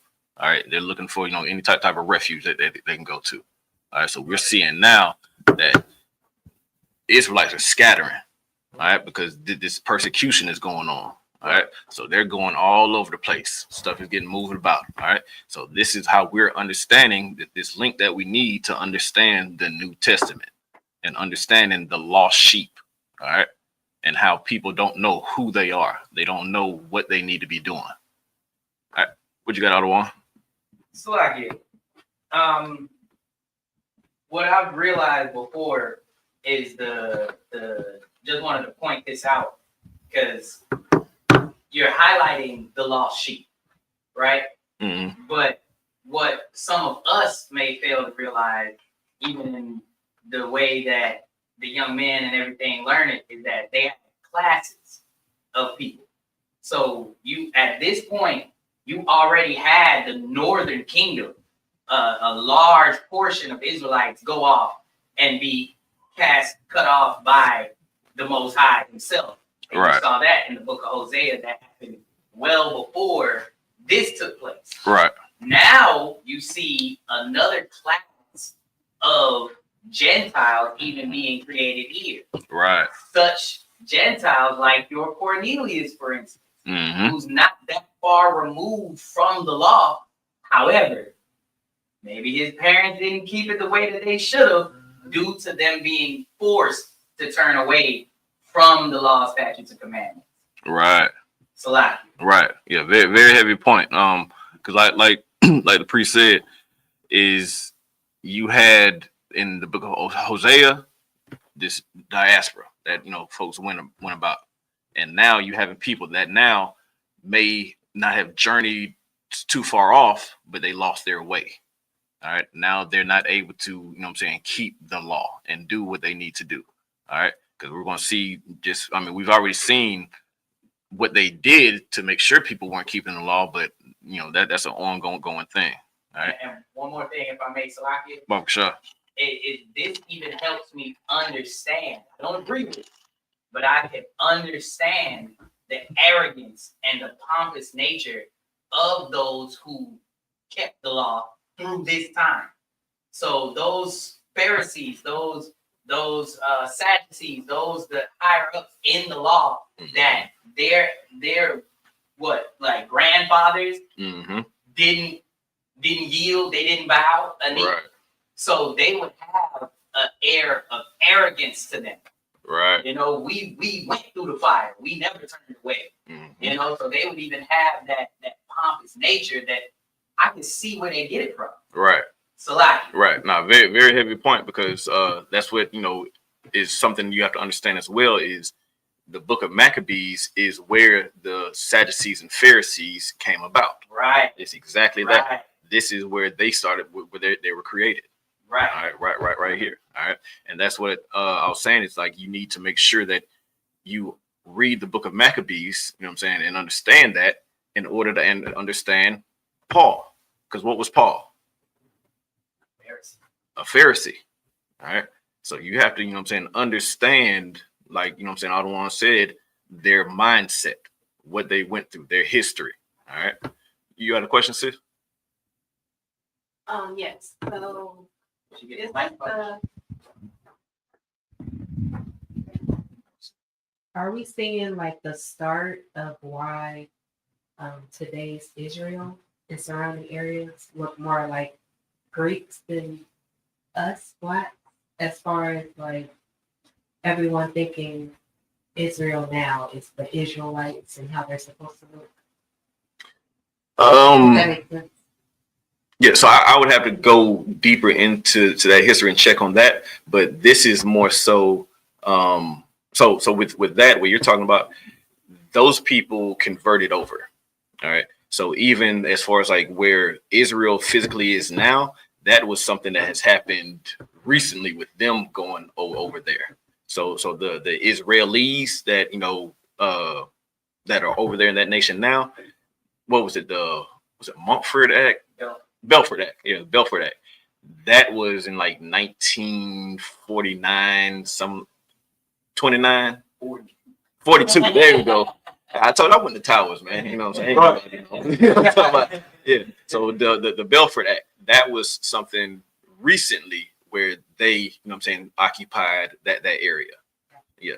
So that's just new. But you do that's a very heavy point though, because King Herod, he was an Edomite, but he was a practicing Jew, and that is because of the Maccabees around. You'll find that in this book. So yeah, so you do start seeing some of these heathens start studying, or start converting over there. But as far as who we currently see there now, that came from the Belfort Act. Yeah. No sweat. Good question.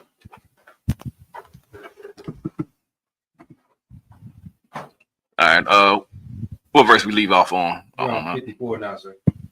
54. Let me see. Okay, beautiful. Let's go ahead and read that. 1948. 1948. There we go. We ain't gonna be show. We gonna make show. All right. There we go. So 1948. That was the Belfort Declaration. There we go. Come. This is the book of First Maccabees, chapter 1, verse 54. Now the 14th day of the month, Caslu, in the 145th year, they set up the abomination of desolation upon the altar and builded idol altars throughout the cities of Judah on every side. Mm-hmm. And so that month of Caslu, that's a Hebrew Caslu. Yeah, there we go. That's a Hebrew month that, according to the Gregorian calendar, lines up, into November, December. All right. Go ahead and keep on reading. Verse 55. And burnt incense at the doors of their houses and in the streets. And when they had rent in pieces the books of the law which they found, they burnt them with fire. So now it's hard for them to even keep up with their records because they're burning them. All right, so they're making it harder and harder for them to maintain their way of life. All right, go ahead. Come. Verse 57. And wheresoever was found with any of the books of the testament, or if any consented to the law, the king's commandment was that they should put him to death. Imagine just walking around with a Bible. You get caught with a Bible and that you get offed. And that's a decree from the king. I was thinking the same. There you go. Right. Sister in plastic. That sounds like the slaves. That's exactly what it was. Because, understand they gave us a slave Bible. Right. All right. But we weren't allowed to be able to read that Bible. All right. So it's the same thing. It sounds like the slave. You get found with a book, they're going to off you. All right. So like I said, we see history repeat itself. Go ahead and keep on reading, Bible Show. Verse 58. Mm-hmm. Thus did they by their authority unto the Israelites every month, to as many as were found in the cities. Now the 25th day of the month they did sacrifice upon the idol altar, which was upon the altar of God. Go ahead and keep reading.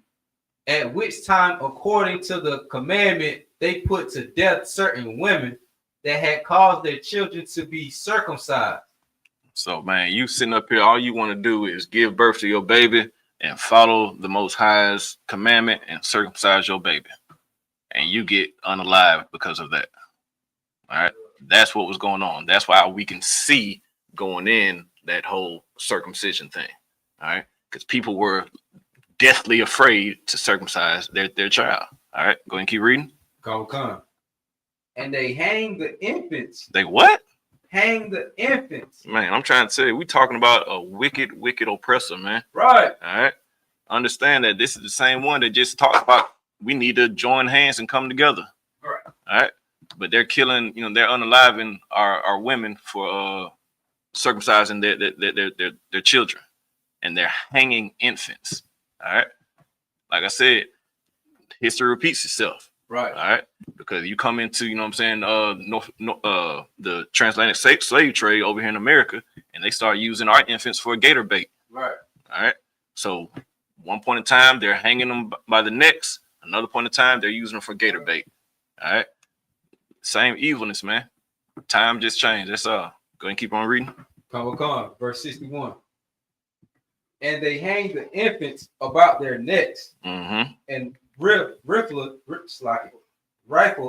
their houses, and slew them that had circumcised them. We understand what they mean by rifle the houses, right? They went through it. Right. They go through it. You know what I'm saying? Taking what you want, ransacking it, doing everything. All right, go ahead and keep reading. Howbeit, many in Israel were fully resolved and confirmed in themselves not to eat any unclean thing. Wherefore they chose rather to die. Now, these were the soldiers. Right. These were the soldiers. They were like, man, I'd rather die than sit up here and eat this unclean stuff. All right. So you had some that, you know what I'm saying, they ran. You had some that, you know, stood 10-toe down. You know what I'm saying? Never know how you're going to react in that time, but, you know what I'm saying, Lord would hope that Lord is with you, where you're going to have the courage to, you know what I'm saying, die for this. All right. And you're going to see throughout the book of Maccabees, numerous brothers do exactly this. They're willing to die to keep the law. Right. All right. They would rather, you know what I'm saying, be unalived than to break the Most High's law. It's a dozen brothers that we could go by name in the book of Maccabees that did exactly this. All right. Go ahead and keep on reading. Let's try to hurry up and get through as much as we can. Come, sir. Verse 63. Wherefore they chose rather to die, that they might not be defiled with meats, and that they might not profane the holy covenant. Right. So then they died. Yep. And there was very great wrath upon Israel. I'm trying to tell you, man, that's a heavy thing to go through. All right, go ahead and let's go to chapter 2, verse 1. Come. Book of First Maccabees, chapter 2, verse 1. In those days arose Mattathias, the son of John. Now, Mattathias, now we talking about a very powerful man here. All right. So with the history class I've been doing lately, if y'all can recall, I've been doing like a warrior edition. This is still slick, that warrior edition. You know what I'm saying? Because understand that we probably won't get to it today, but when we start going through the first Maccabees, we run across one straight up gangster warrior, and that's Mattathias. And then we're going to also go through his sons, who are straight G's as well. All right. So now with Mattathias, this is what you have to understand is this is the mindset that you need to have as a priest. Go ahead and keep on reading. Come. In those days arose Mattathias, the son of John, the son of Simeon, a priest of the sons of Jarib from Jerusalem, and dwelt in Modin. And he had 5 sons, Joe and 9, called Cetus, Simon called Tassi, Judas, who was called Maccabeus. And that's one of the gangster ones right there. Judas was, yeah, we'll hopefully we'll get to him. Let's go ahead and keep on going. Come. Eleazar called Avaran, and Jonathan, whose surname was Aphos. And when he saw the blasphemies that were committed in Judah and Jerusalem, he said, woe is me. Wherefore was I born to see this misery of my people and of the holy city, and to dwell there when it was delivered into the hand of the enemy. All right, so this is part of what I'm getting to as far as this is the mindset that you have to have if you want to be a priest. Go back to the top of verse 7, Bob Kasha. Come. This is verse 7. He said, woe is me, Wherefore was I born to see this misery of my people and of the holy city. Right. So this is the thing. So what does woe mean? So like kind of like destruction. Destruction. Right. Exactly. So he's saying destruction to me. He's saying I would rather die than to see this. Right. All right. This is one of those things that, you know what I'm saying, he can't bear. So he's crying out. All right. So understand that this is him being in the proper spirit. This is him being, you know what I'm saying, the strong priest. This is him being for his people. All right. Because you got to understand, man, if you're going to be a priest, you got to be for your people. All right. You can't sit up here and see your people out here struggling and not feel some type of way about it, not cry out about it. All right. So if you're going to be an ISUBK and be a priest under the commanding General Yohana, you need to see your people in the state that they're in and cry out about it and do something about it. All right. So we got the book of Ezekiel, chapter 9 and verse 4. It says, and the Lord said unto him, go through the midst of the city, through the midst of Jerusalem, and set a mark upon the foreheads of the men that sigh and cry for all abominations that be done in the midst therefore. All right. So that's a precept to that of letting you know that, hey, you know what I'm saying, you go through, you know what I'm saying, the cities and you see this, you need to cry aloud. You need to say something about it. You know what I'm saying? Call out. All right. Go ahead and keep on reading. So like it, sir, would that be like camp? Exactly. Right. Exactly what it is. We're going to go out here and we're going to say something. It ain't, you know what I'm saying, Christian church, you sit up here and you just want to make sure, act like everything's hunky-dory. No, we understand the position that our people are in. And we're going to go out there and we're going to say something about it. We're going to speak out about it. That's camp. That's these classes. That's when we go out here and we do these missions. You know what I'm saying? Oh, God, sir. Go ahead and keep on reading. Verse 7. He said, woe is me. Wherefore was I born to see this misery of my people and of the holy city, and to dwell there, when it was delivered into the hand of the enemy, and the sanctuary into the hand of strangers. Her temple is become as a man without glory. Her glorious vessels are carried away into captivity. Her infants are slain in the street. Her young men with the sword of the enemy. What nation hath not had a part in her kingdom and gotten of her spoils? All her ornaments are taken away. Of a free woman, she is become a bond slave. And behold, our sanctuary, even our beauty and our glory, is laid waste, and the Gentiles have profaned it. Right. So this is just, you know what I'm saying, just how we sit up here and be like, hey, man, you know what I'm saying, the fathers have been taken out of our households. You know what I'm saying? I'm tired of seeing our brothers on crack. I'm tired of seeing our brothers, you know what I'm saying, being alcoholics. I'm tired of seeing our women being whores out here. You know what I'm saying? This is all of that little type stuff. You know what I'm saying? It's like, this ain't right. This shouldn't be going on. Right. I'm tired of seeing ICE kick down, you know what I'm saying, my Hispanic brothers and sisters' doors and go and take them. Right. Because they're not sitting up here kicking down the nail shop's door. There's plenty of illegal immigrants there. Right. You know what I'm saying? I don't see none of these ICE videos where they're going to these nail shops and to these massage parlors. You know what I'm saying? But they want to keep on sitting up here and hunting down our people. All right. Go ahead and keep on reading. Come, verse 13. To what end, therefore, shall we live any longer? Then Matthias and his sons rent their clothes and put on sackcloth and mourn very sore.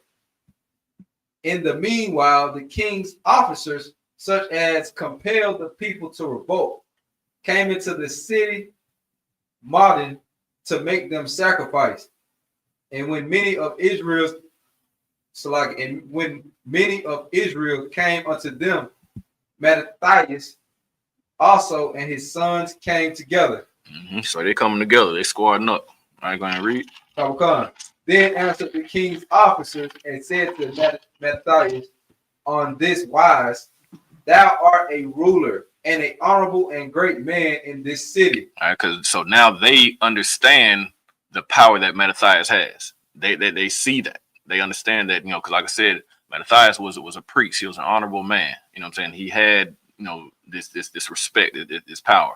So they see that. Go ahead and keep on reading. Come. And strengthened with sons and brethren. Verse 18. Now therefore come thou first and fulfill the king's commandment, like as all the heathen have done, yea, and the men of Judah also. Right. So now they're sitting up here coming to them because they, like I said, they understand the power that they have. Like, hey man, you got these sons, your sons are some gangsters. We see you got some brethren with you, you got some people. So now, of course, it's that whole what do they call it when they try to infiltrate a group? You know what I'm saying? That's what they're pretty much trying to do here. The king is coming trying to infiltrate Mattathias because they see that he has a little foothold. He has a stronghold going on. All right. So now they're up here trying to, you know what I'm saying, talk game into him, be like, hey man, go ahead and do the king's bidding. All right. Go ahead and keep on reading. This is verse 18. And the men of Judah also, and Slaki, so shalt thou and thy house be in the number of the king's friends, and thou and thy children shall be honored with silver and gold and many rewards. All right. So now this is the bribe. That's the bribe. Be like, hey man, you do what the king, you know what I'm saying, says to do. All the other heathens have done it. You know what I'm saying? Go ahead and you do this too. We're going to break you off. You know what I'm saying? You ain't got to worry about your kid, you know what I'm saying, college tuition. And they ain't even got to go to school if they don't want to go to school. You know what I'm saying? We'll set them up with jobs. You're going to have gold. You're going to be straight. All you got to do is do what the Lord or what the king says and not what your Lord says. All right. There we go. That's the word I was looking for. That COINTELPRO. That's exactly what this is. So we see COINTELPRO even back then. You know what I'm saying? Trying to come up here like, hey, let me break you off this, man, so you can come on over here to this side. All right. Go ahead and read up. Verse 19. Then Mattathias answered and spake with a loud voice. Hey, with a what voice? Loud voice. With a loud voice. He said, man, hey, come here. Let me say it where you can hear it. I ain't going to say it soft. I ain't going to, you know what I'm saying, say it under my breath. I'm going to say it loud, so it ain't no mistaking. Hear me loud and clear. Go ahead and read. Come. Though all the nations that are under the king's dominion obey him. Even though you got all these folks listening to you, read. And fall away every one from the religion of their fathers. And all of them are sitting up here forsaking what their fathers did. They're not doing what their daddy told them to do. Read. And give consent to his commandments. Yet will I and my sons and my brethren walk in the covenant of our fathers. Man, I'm trying to tell you. So this right here is who knows a precept for that one first if I just give it out. What's a precept for this one? All right, so for the sake of time, this is that Joshua 24:14. All right. Now, therefore, fear the Lord and serve him in sincerity and truth, and put away the gods which your fathers served on the other side of the flood and in Egypt, and serve ye the Lord. Verse 15. And if it seem evil unto you to serve the Lord, choose you this day whom ye will serve, whether the gods of your fathers serve that were not on the other side of the flood, or the gods of the Amorites in whose land ye dwell. But as for me and my house, we will serve the Lord. All right. So that's exactly what, you know what I'm saying, Mattathias is saying right here. Me and my house, we're going to serve the Lord. We don't care what they did. We don't care what they doing. This is what we doing. This that staying down right here. All right. Go ahead and keep on reading. Verse 21. God forbid that we should forsake the law and the ordinances. We will not hearken to the king's words to go from our religion, either on the right hand or the left. Now, when he had left speaking these words, there came one of the Jews in the sight of all the sacrifice on the altar, which was at Modin, according to the king's commandment. Which thing, when Mattathias saw, he was inflamed with zeal, and his reins trembled. Now, this is what you need to have. This is the zeal that you need to have to be a priest. Like I said, Mattathias was a very honorable man. He was, you know what I'm saying, straight up gangster. This is how you need to be as a priest in the ISGBK. Go ahead and read. Come. Neither could he forbear to show his anger according to judgment. Wherefore he ran and slew him upon the altar. Man, Mattathias saw this. I say something wrong. Woo, boy. Right. Mattathias saw this junk going on, and he ran up and he slew the man on the altar. Okay. All right. That was the zeal that he had. That's the zeal that you need to have being a priest of ISUBK. So now understand, you do not need to go out here and slew nobody. All right. Officer Hyatt Call did not tell you to do that. Now, ISUBK does not tell you to do that. Right. But you have to understand the spirit of this. Right. And that spirit of that is to go and unalive this evilness that you see going on. Not in a physical carnal world, but that's that battle. That's that zeal that you have to have. You see some stuff going wrong, you need to want to destroy that. You want to have that aggression. So that's the aggression that you need to have as a priest. If you see, you know what I'm saying, this stuff, you know, not being right, you need to have that aggression, that same zeal that Mattathias had right here. So like I said, I'm gonna say it again. Do not go out here and slew nobody. I ain't saying that. But that's the spirit that you need to be in, and that's the aggression that you need to have when you see that evilness going on. All right, go ahead and read. Come, verse 25. Mm-hmm. Also, the king's commissioner, who compelled men to sacrifice, he killed at that time, and the altar he pulled down. Thus dealt he zealously for the law of God, like as Phinehas did unto Zambri, the son of Salem. And Mattathias cried throughout the city with a loud voice. Make sure everybody hear him. Read. Saying, whosoever is zealous of the law and maintaineth the covenant, let him follow me. Okay. So this is him doing that squirrel call. School! Right. Hey, who riding? You down to ride? You down to ride? Come. You with it? Let go. If you down like I'm down, let go. That's what he's doing. All right. Making sure that he got, you know what I'm saying, these people that want to be on the same accord and ride out. Slack it. And that's exactly what it is in ISUBK, is our brothers are coming together and we're on the same accord. We understand that, hey, you need to come with me because I'm doing the work of the Lord. I'm going to ride with you because you're doing the work of the Lord. I'm going to follow you being a man above me because I'm about what you about. All right. That's that ISUBK that we're saying right here. Go ahead and keep on reading, Mark. Sure. Come. This is verse 28. So he and his sons fled into the mountains and left all that ever they had in the city. So now right here, common theme that we've seen through these warrior series has been strategy.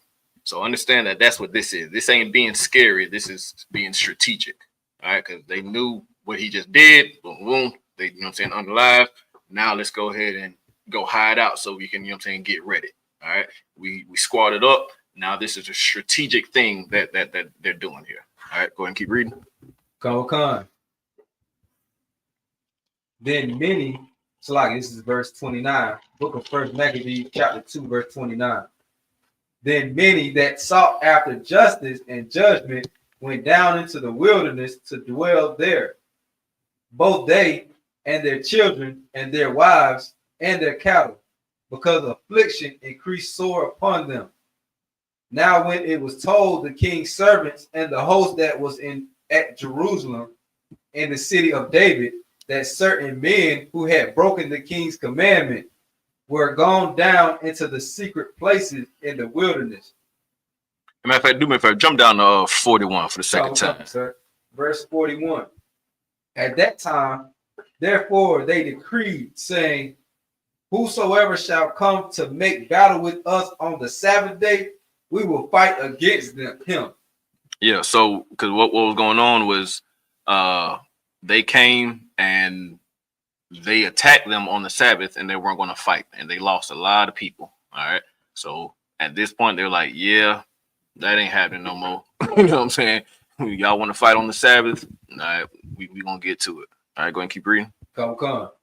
Neither will we die all as our brethren that were murdered in the secret places. Right.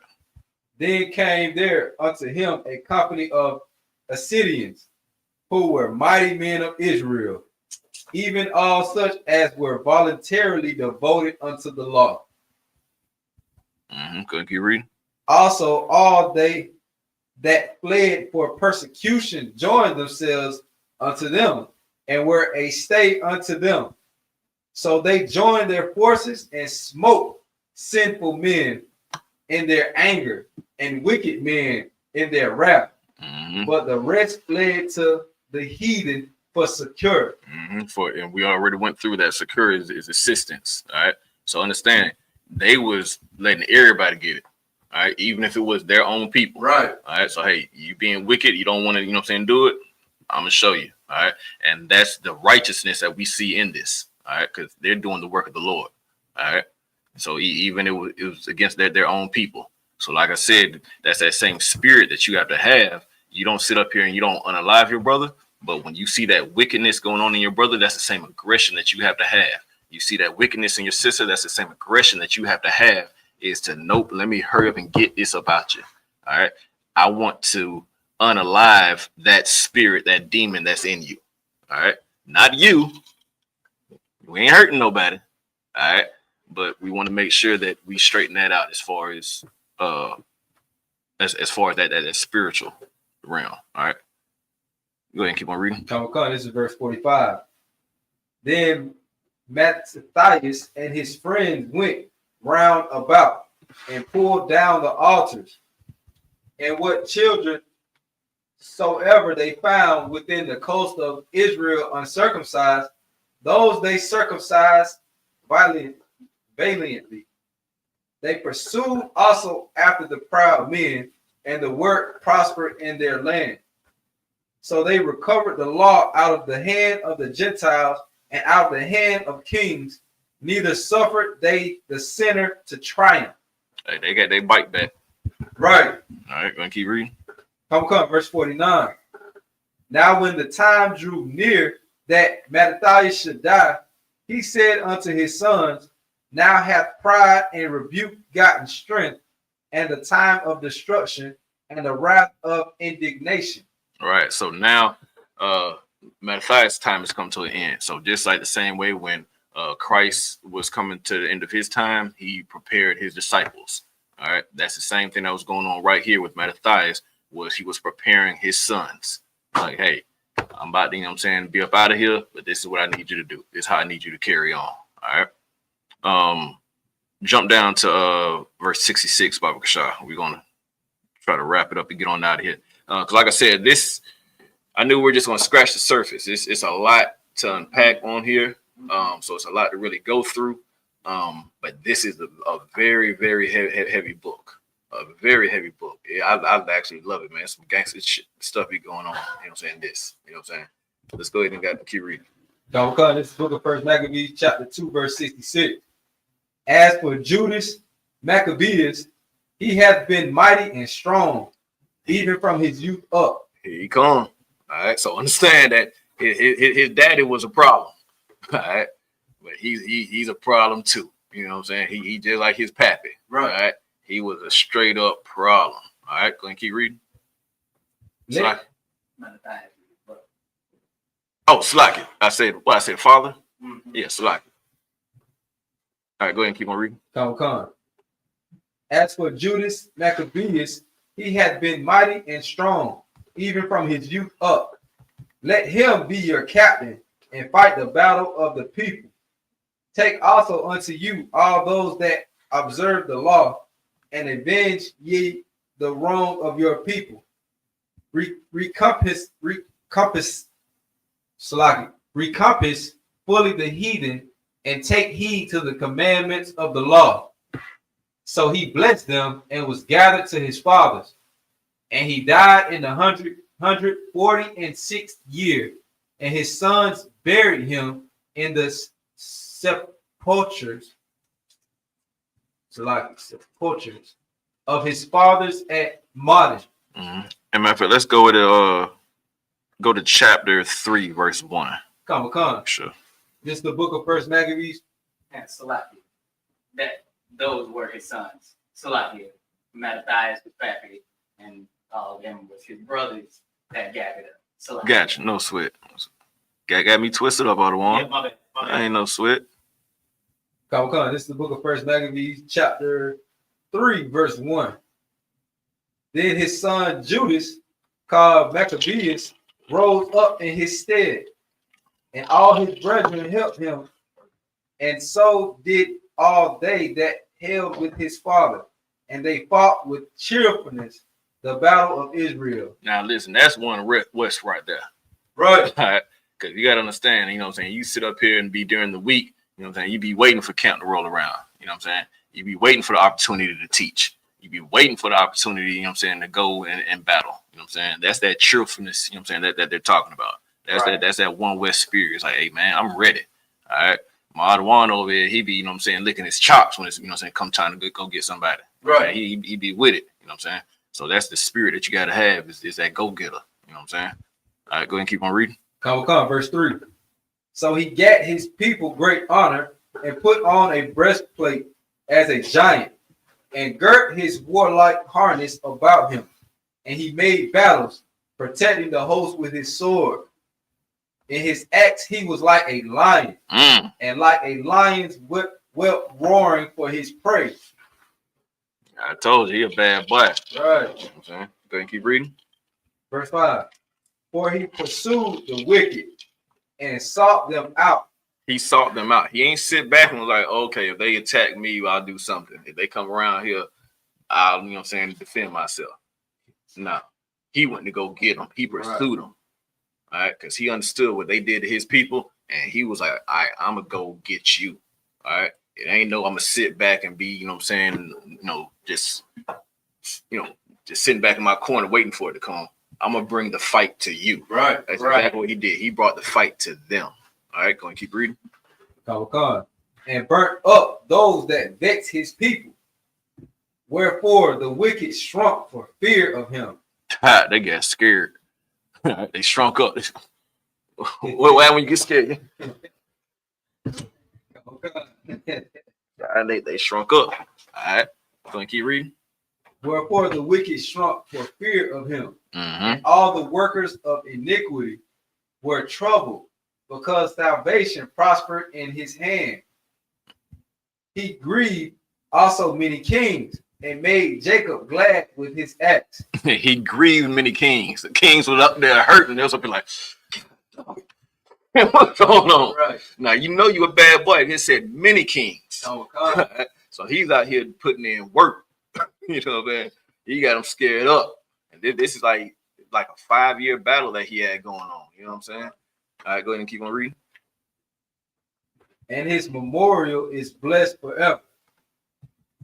Verse 8. Moreover, he went through the cities of Judah, destroying the ungodly out of them, and turning away wrath from Israel, so that he was renowned unto the utmost part of the earth, and he received unto him such as were ready to perish. Hey man, he said, "You gonna know my name." All right, he had that reputation, just how, you know what I'm saying, in the other series we talked about King David. And how King David, got that reputation. Okay. The same thing. He had that reputation. They knew he was a problem. All right. And that's the same thing that we have to do here in ISUPK. Have that reputation. Because understand, people don't want no smoke. Right. You know what I'm saying? They sit up here and they want to do a battle with Captain Cesare out, but that's more so just because they want to, you know what I'm saying, get their little clout going on. Right. But you got a bunch of them that run. They don't want it. You know what I'm saying?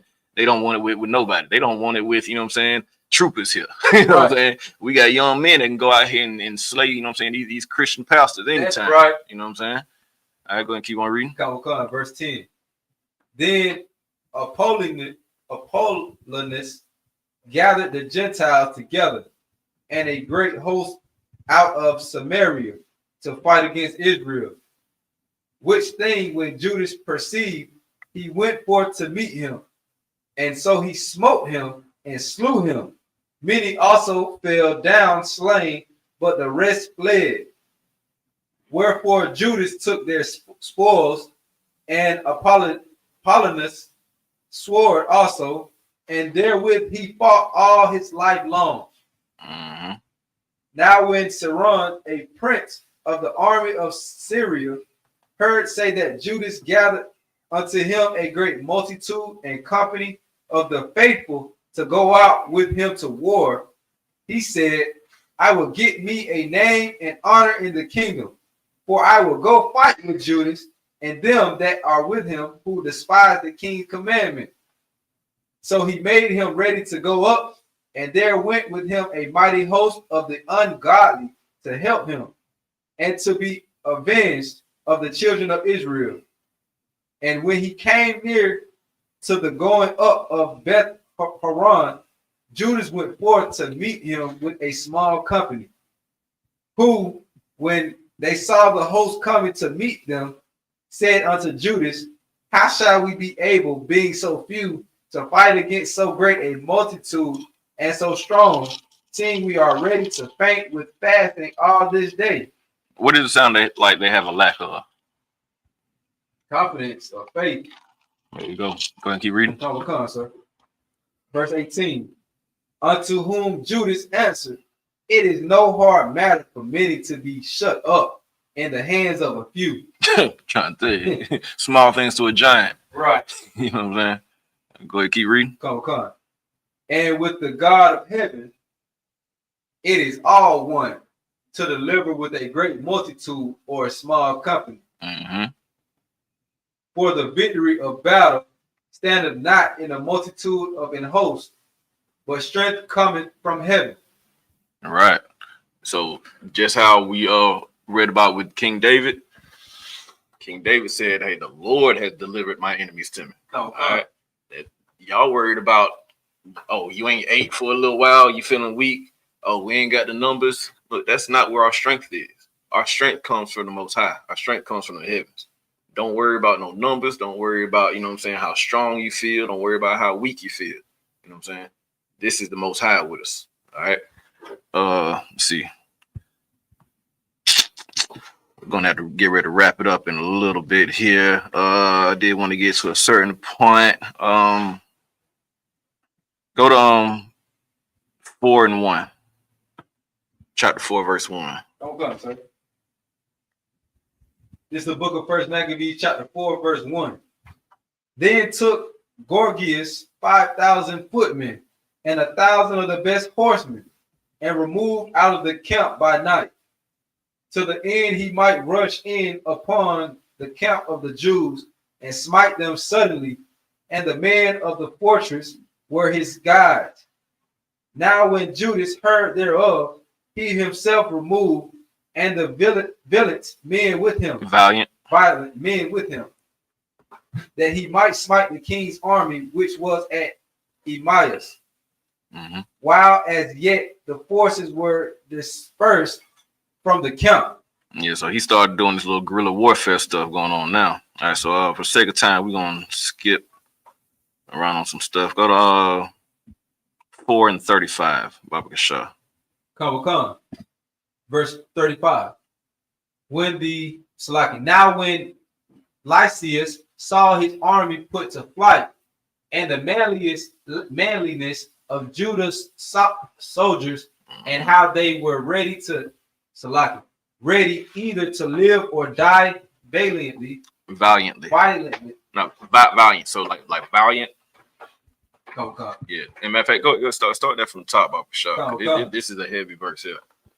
Now when Lysias saw his army put to flight. All right, so what does put to flight mean? What did they do? Got them running off. They ran off. They tucked tail when got the hell on. All right, go and keep reading. And the manliness of Judah's soldiers. The manliness of Judah's soldiers, man. You dealing with some real niggas, man. You know what I'm saying? They saw what's going on. All right, go and keep reading. And how they were ready to either to live or to die valiantly. It's all right. Go ahead. He went into Antiochia and gathered together a company of strangers, and having made his army greater than it was, he purposed to come again into Judea. Then said Judas and his brethren, behold, our enemies are discomfited. Let us go up to cleanse and dedicate. Jump down to 41, Baba Shah. Sir. Verse 41. Then Judas appointed certain men to fight against those that were in the fortress, until he had cleansed the sanctuary. So he chose priests of blameless conversation such as had pleasure in the law, who cleanse the sanctuary and bear out the defiled stones into an unclean place.